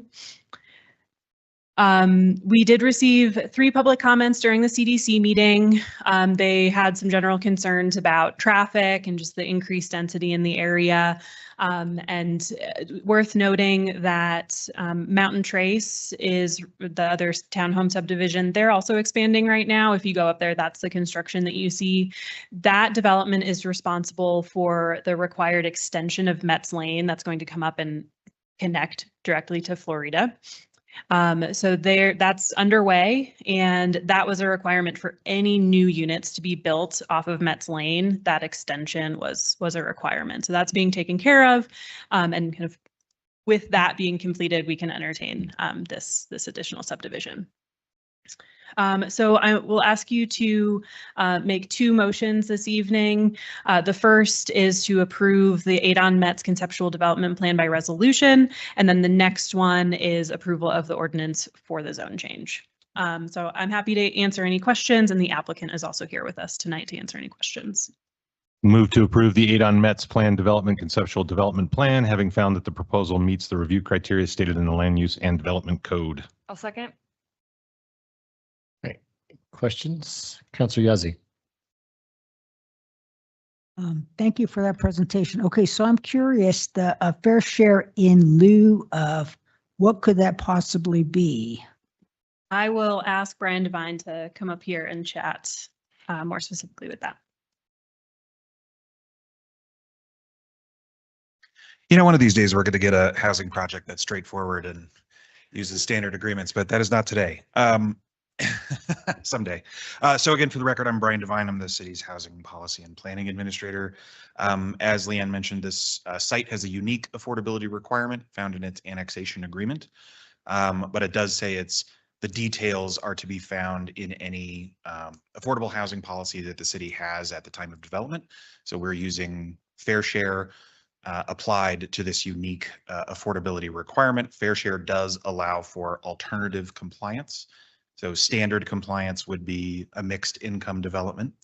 Alternatives include fee in lieu as well as offsite compliance, so creating a income restricted housing unit somewhere else. Fee in lieu is a calculation of essentially how much the city would need in fees to take that affordable housing obligation on behalf of the applicant. And so there's a formula in the Fair Share Procedures Manual that says for each fair share housing unit that you're otherwise required to create, this is how much you owe to the city. It's then essentially the city taking that obligation from the developer and using those funds to create that unit somewhere else. So fee in lieu is very common in the history of fair share. Most fair share projects from 2009 to 2024 chose fee in lieu, and that does remain an option under the heading of alternative compliance. Thank you. Can I ask one follow-up there? Did you have a? I do, but go ahead. Sorry. How many times has the fees actually turned into affordable housing? That is our job continuously Okay. to turn those fees into affordable housing. That is the largest single supply of funds in the Housing Innovation Fund. Those funds are earmarked for our public-private partnerships and for other fair share developments that do build a mixed income development with fair share homes on site where we make a contribution usually in the terms of those fee offsets. We're sourcing those from a couple of sources. The largest by far is fees in lieu that the city has accrued over the years. Great, thank you. Great. And I'm not sure if it's for you, Brian, or for you. Is there, what's an attached single family home? I mean, Great question. Yeah, so this is kind of a unique building type per our code. It's actually not that unique. It looks like it's side by side duplex, right? The units are identical side by side. They each have their own front door, but there's a parcel line drawn down the middle. So in that sense, it's kind of like you put just two townhomes together. And our land use and development code identifies townhomes as being 3 or more units together and identifies duplexes as being 2 units on the same lot. So this is a little bit unique in that it's kind of a combination of the two, but this certainly townhomes and this kind of smaller but individually owned unit is definitely, in demand right now. okay. So I guess, so it's not really, it doesn't really fit a classification if I'm understanding correctly, because it's not a townhome. It's not quite a duplex. It won't affect classification like for building code or? Well, I mean, I guess what I'm trying to ultimately get at is that, is there an opportunity for builders in the future to see this as a case study to call some other building type, something other than what it actually is, to fit a non-conforming use in an area where a best use could have been better? Does that make sense? Like, I mean, I'm just going to call it a single family home, but it's 30 of them all attached, but they're condos or townhomes or whatever. You know what I mean? So I know you guys are smarter than that. You guys know the nuances of the law, but I just worry about somebody seeing this and then being able to leverage that to do something different that doesn't quite fit within or isn't aligned with our fair share ordinance or with our community development plan. Totally. This is a conversation that we have in the department all the time. So a couple ways to answer or address your question. We are entertaining and consistently thinking about amendments to the LUDC to make it better, to make it work better. This building type, specifically in addressing this, is one that we have our eye on. It's something that we've seen in other jurisdictions and makes sense. So something that we would specifically like to put in the code to have standards for it so that we avoid this. The other is that these questions come up all the time. It's like, oh, well, I just don't really fit on this parcel. This is what I want to do. So I'm going to pursue the plan development process. We also kind of have our guard up against that and making sure and enforcing that community benefit and the review criteria specific to PDs are being met. With this being such a unique site, that's where we landed on that. But it's definitely something that we're really aware of and kind of try to steer off in the initial conversations with developments or developers. That totally makes sense. And thank you for clarifying. I was just trying to wrap my head around it as I was reading through the packet. So the applicant is proposing potentially an offsite accommodation for fair share compliance. Has that been done previously? Great question.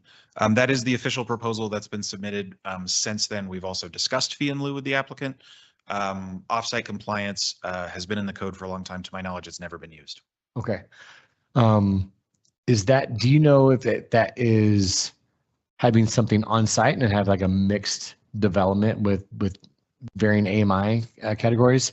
Is that in the spirit of the fair share program with the proposed development? Is that we have a diversified mix of housing options, or is it to have all one type of housing option and then we put all the other lower income or lower thresholds over here? It's a great question. It is an explicit goal of the fair share ordinance that was adopted by council to encourage on-site compliance and mixed income developments. This is not a fair share agreement. This is a unique affordability arrangement that arises out of this parcel's annexation agreement from 2007, before fair share was even created. So it is the case that if this were subject to today's standard fair share policy, for example, by having more than 8 units, that we would be applying a different standard to that request. Regardless, under today's fair share and under how we apply those rules to this unique requirement from the annexation agreement, both of those do have an elevated standard in that they are approved by city council and not by staff.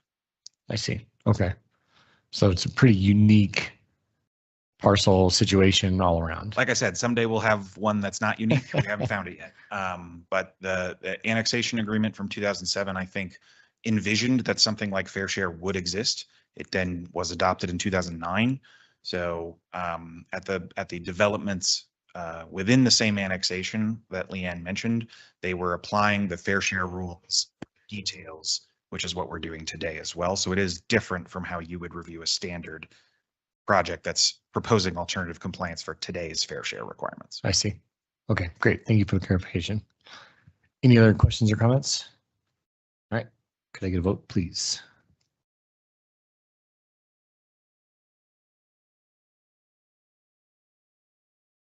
The motion passes. All in favor: Jessica Lawyer, Dave Woodruff, Kip Koso, Gilda Yazzie, Shirley Gonzalez. Great. Thanks so much, Leanne and Brian. Appreciate your right. But still, but thank you. Yep. And then moving into considerations of ordinances, we have 12.1, which is an ordinance amending the zoning of 170 Metz Lane for the 8 on Metz plan development. And that'll be the only consideration of ordinance for tonight. Any presentation? No. Move to approve the zone map amendment to change the zone of 170 Metz from residential medium to planned development in order to accommodate the 8 on Metz plan development. Any conversation, comments, questions? All right, can you get a vote, please?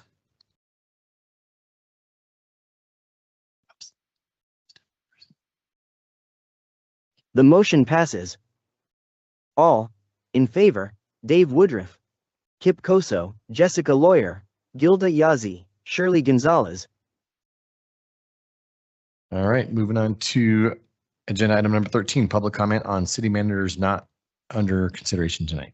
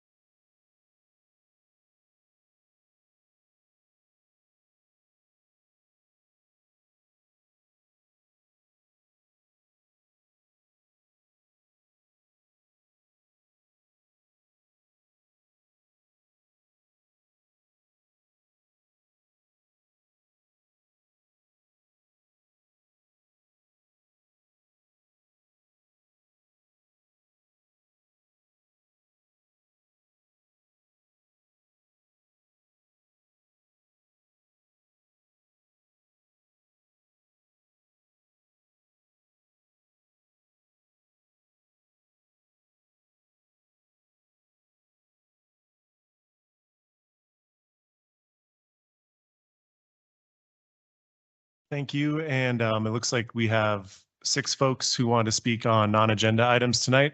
So we'll start with the folks indicating they're in person first. And the first person is Dalton Breeding.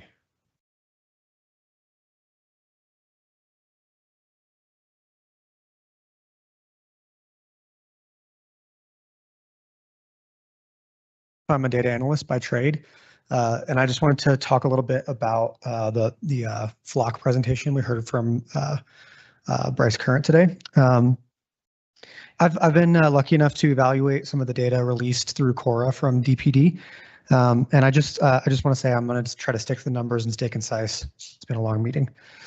I have several concerns about ALPRs and their potential for misuse. But I want to focus primarily on access from external agencies today. Earlier, we saw the report where we talked about the 794 searches performed by DPD. But what I want to talk about is the approximately 400,000 monthly searches that are coming from outside agencies. I know Chief Current mentioned something about 1 or 2 a day. We're seeing actually about 12 queries against our data per minute. So by the time I finish this comment, we will have had about 36 queries, assuming, consistent across a 24-hour period. In reality, it's probably more because, nobody's querying at 1 a.m. But I just want to put that number into perspective, right? And maybe most of those aren't, returning a license plate. But at the end of the day, there's not much in place in terms of protecting my, access to my movements, other than, if it has to be a police officer who wants to find that information. We know that there have been several instances, both in the state of Colorado and nationally, of officers tracking their exes or running down people who they had an encounter with and were interested in romantically. Like, these are things that we know have happened. And because there is no warrant requirement, because there is no broader sort of regulation beyond just whether you have a login and whether you're a police officer at one of the Flock police departments, that's the only regulation in terms of, can I get this data? So I think that's the primary point that I want to make. The other point that I want to make is that while we do screen for PDs with a 287G agreement, there is also rampant backdoor access by federal agencies through police departments such as Houston PD. We know for a fact that ICE is working with them without a 287 agreement. There are other instances. And lastly, I'd just like to say, I know that Chief Current couldn't answer questions about the frequency that we're getting these queries from outside agencies. I do have access to all of that data up through April. So if any counselors would like to talk about that, I'm happy to run you through it separately. I know I'm at time, so thank you. And the next individual signed up in person is Karen Pontius. She may have taken off. All right. The next person signed up in person is Jack C.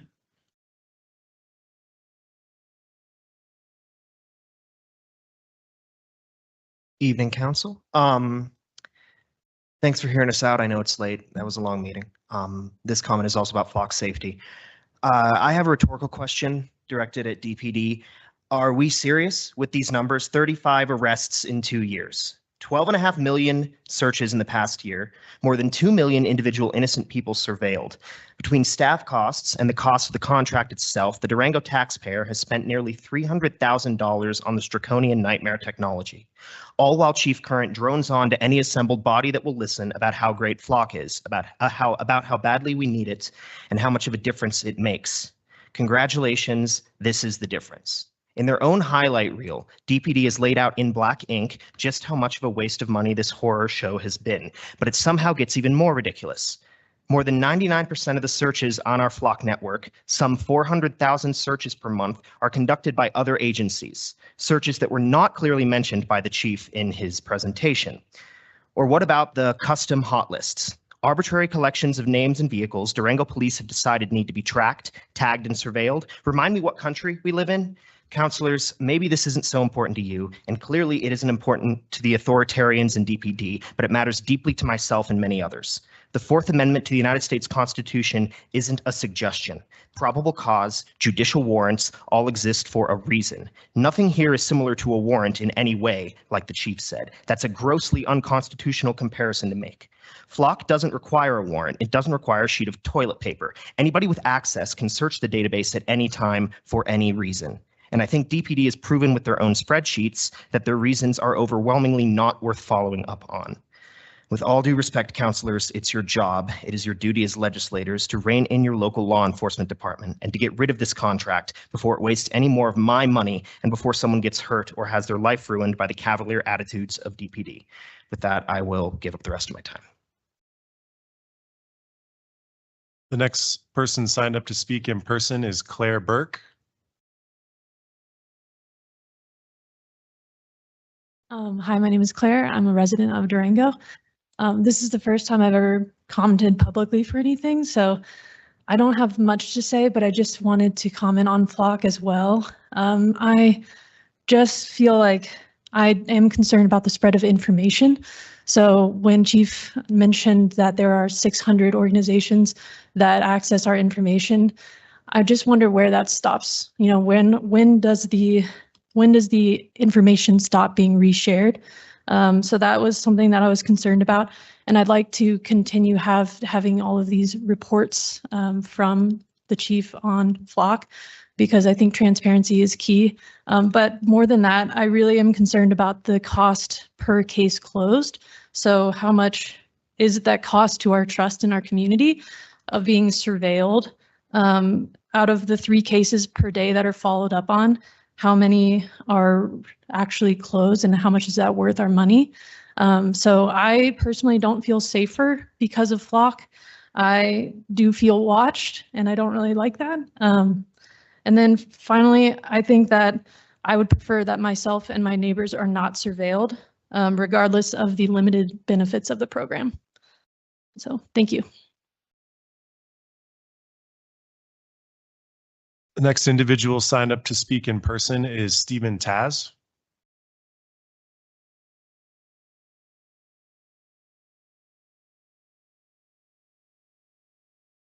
Thank you. I'm Stephen Tazzavoli.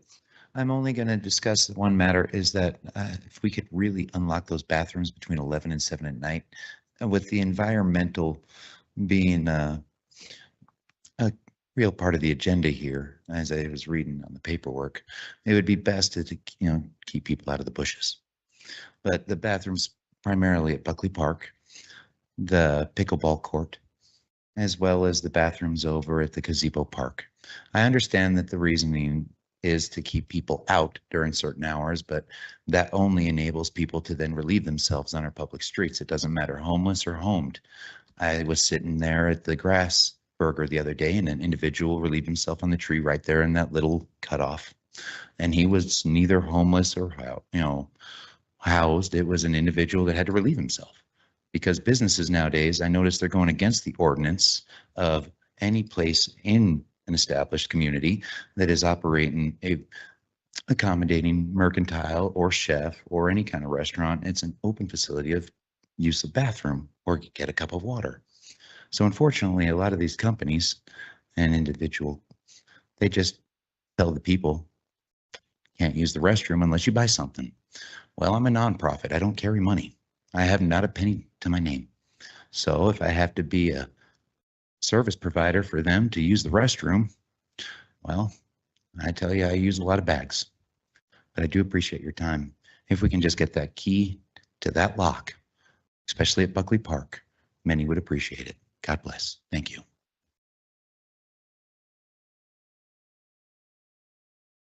All right, and then there are two remaining folks who had signed up for public comment online. And the first individual is Colin Roy Airy.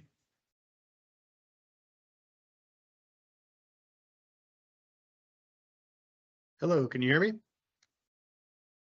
Yes. Hello, can you hear me? Great, great. I'm Colin Roy Airy. I'm a resident of Durango, councilors, mayor. It's been impressive to see the consensus you managed to find, I think, on all of today's resolutions. So surprising to see.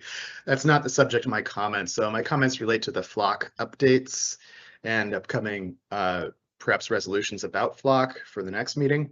I've come through the data made public and want to commend our local police department actually for their astute and ethical use, both in searches of the cameras and in their enforcement locally. I am also concerned about external surveillance of our community, the 285 external hot list alerts and outside jurisdictional searches without warrant. Want to remind people briefly, a century ago, November 7th, 1919, across the US, federal agents arrested over 10,000 people in dozens of cities in the same day, dragging them from their homes without bail or charge, all for their ethnicity and politics. And most were released later without charge. And history repeats itself, These Palmer raids were similar to June 30th, 1934, the Night of Long Knives in Nazi Germany, where conservative critics, moderates, pacifists, and socialists alike were rounded up and murdered for their politics. Some of their families were casualties as well. A political purge. It was a prelude to ethnic cleansing, and history repeats itself. Those are large-scale operations, but similar to what I witnessed here in Durango in October 2025, a pattern of targeted enforcement on the basis of prejudice by ICE. On October 27th, a local asylum seeker permitted here legally was illegally arrested by ICE on the way to drop his kids off at school. He was beaten in front of his children and forced to sign confessions under violent duress. And I was there on Bodo on the 28th. Families were there. There were also secret police, federal agents, just dozens of masked, armed men, and our police stood down. There were beatings, brutality, chemical assault, vehicular assault against nonviolent Durango residents, children, elders, and some of my friends were brutalized. I'm glad no one was killed. Now history brings us something new. The mass surveillance and AI profiling and political dissenters and ethnic minorities are now possible. Flock and similar technology can detect people, not just license plates. It allows unprecedented tracking of all people.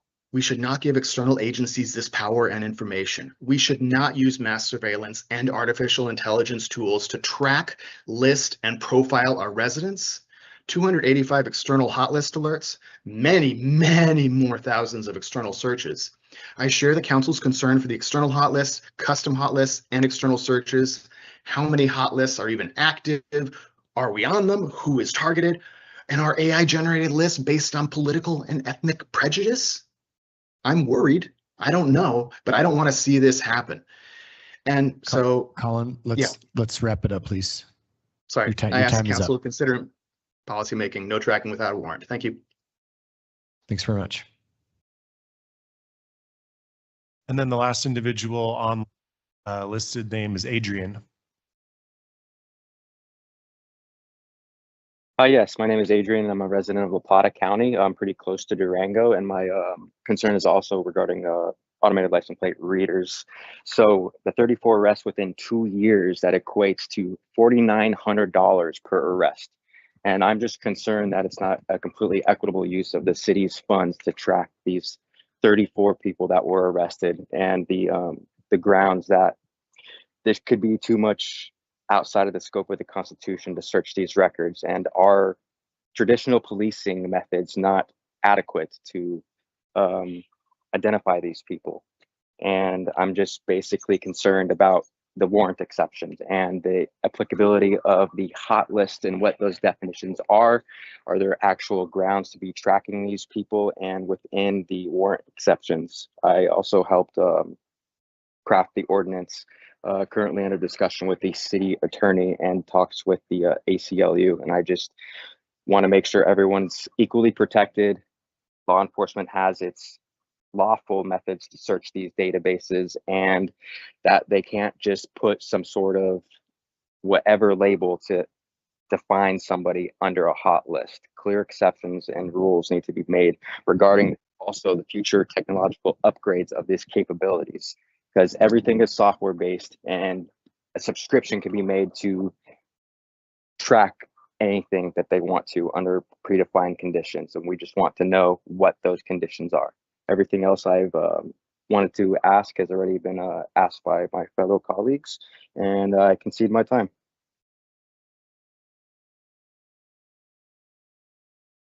Thank you, council. And those were all the public comment under section 13. Great. Moving on to number 14, other new business. Under 14.1, we have a study session on a possible business impact fund and a business remediation fund submitted by Councilor Koso. Thank you, council. Deep breath. We're in the home stretch. Mayor and council, I'm requesting a study session on two related items, a business impact fund and a remediation fund. We continue to see local small businesses harmed occasionally by city construction and maintenance. Recent examples include Yoga Durango, which reported serious impacts from the 250-251 road project, and more seriously, Botanical Concepts Garden Center, which cited that same long-term construction as a major factor in its closure on March 30th. Business groups, the Chamber, BID, Local First have expressed support and offered to work with staff to refine this concept. In their letter to City Council, they shared, and I quote, "We believe the concept has merit and will prevent business closures and a loss of jobs and services." First, I request that the staff provide a refresher on the Business Impact Fund framework previously presented to council. This is focused on city projects that negatively affect businesses during construction, repairs, detours, and similar work. I'd also like to include possible loaned fund options broadly discussed with Region 9 and invite presentations from business representatives who can speak to real impacts and needs. Second, I'm also asking staff to present a framework of options for a remediation fund to assist businesses unintentionally harmed by routine city maintenance and operations. Key items to cover: types of incidents would include sewer backups, water leaks, access blockages, prolonged outages. Also, eligibility and documentation requirements, financial thresholds and caps, timing and claims process, as well as guardrails to prevent misuse. Our small businesses are the backbone of this city. They create jobs, enliven our streets, and support our neighbors. Many of them don't have the resources to survive major disruptions caused by city construction or maintenance. When a sidewalk is closed down, a road is torn up, or a utility failure forces a shutdown, the consequences can be devastating for owners who live paycheck to paycheck and operate on thin margins. A study session is the next step. It'll define concrete actions, hear directly from affected business owners, and craft a fair, practical framework for a business impact fund and a remediation fund. Thank you for your consideration. Is there a second? Is it a motion? Um, Didn't hear it. That was a tirade. No, diatribe. It was a rationale. Second. Any, Study session, is that what it said? yeah, study session, yeah. Sorry. All of that. It's like we, okay. All right, just vote. Oh. Last. Yeah, and nobody, Yeah, that's study session. That's why I asked if it was study session. It's linked. The motion passes. 4.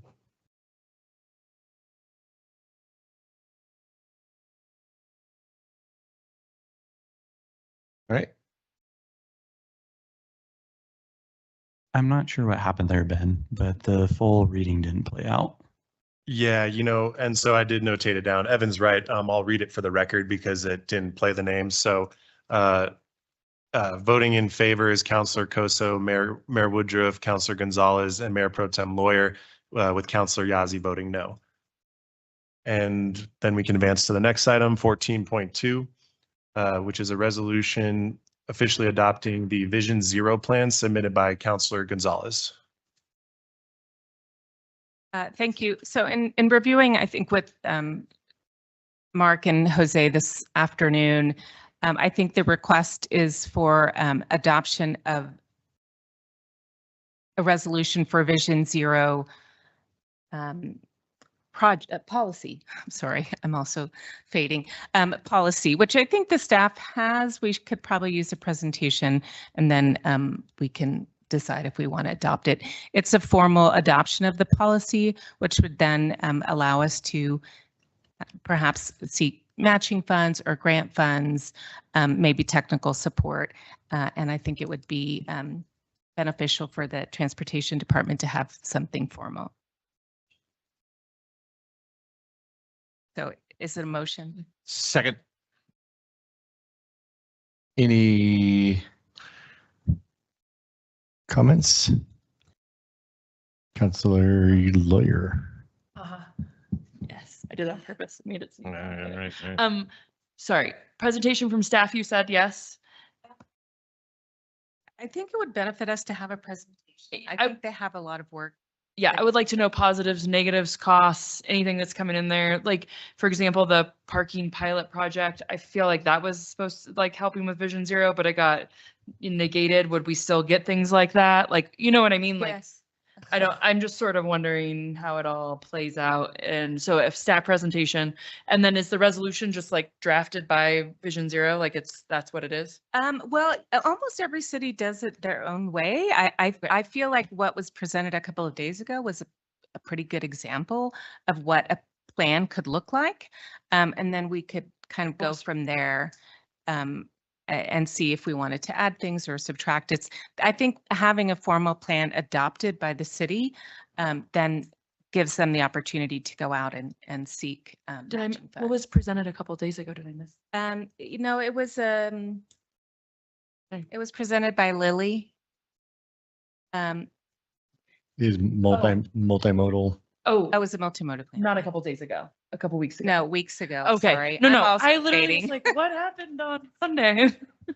Okay. No, you're fine. Great. Thank you. Yes. That's all. I guess I just wanted clarification on what we're doing around Vision Zero now that we would change. You know, I would hope we could, I think a presentation would be appropriate.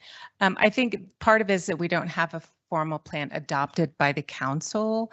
You know, I think we follow almost all of the rules and we have a lot of projects already implemented. We just don't have a formal plan adopted by the council to give the then staff direction to go out and seek funds. I think it's would be helpful when there is seeking grant funding.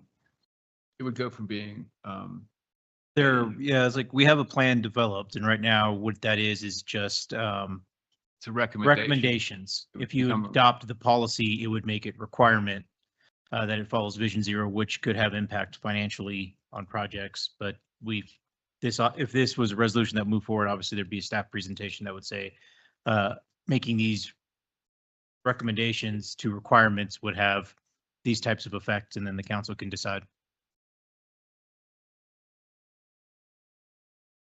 All right. Can you get a roll call?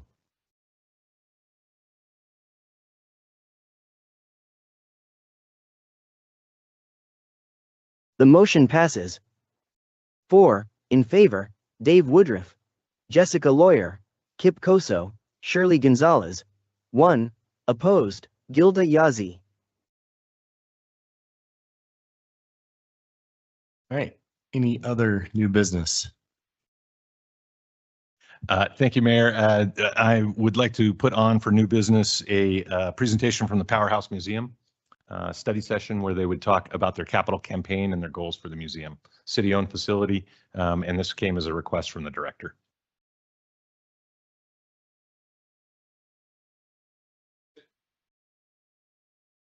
All right. Anything else? All right. We adjourn.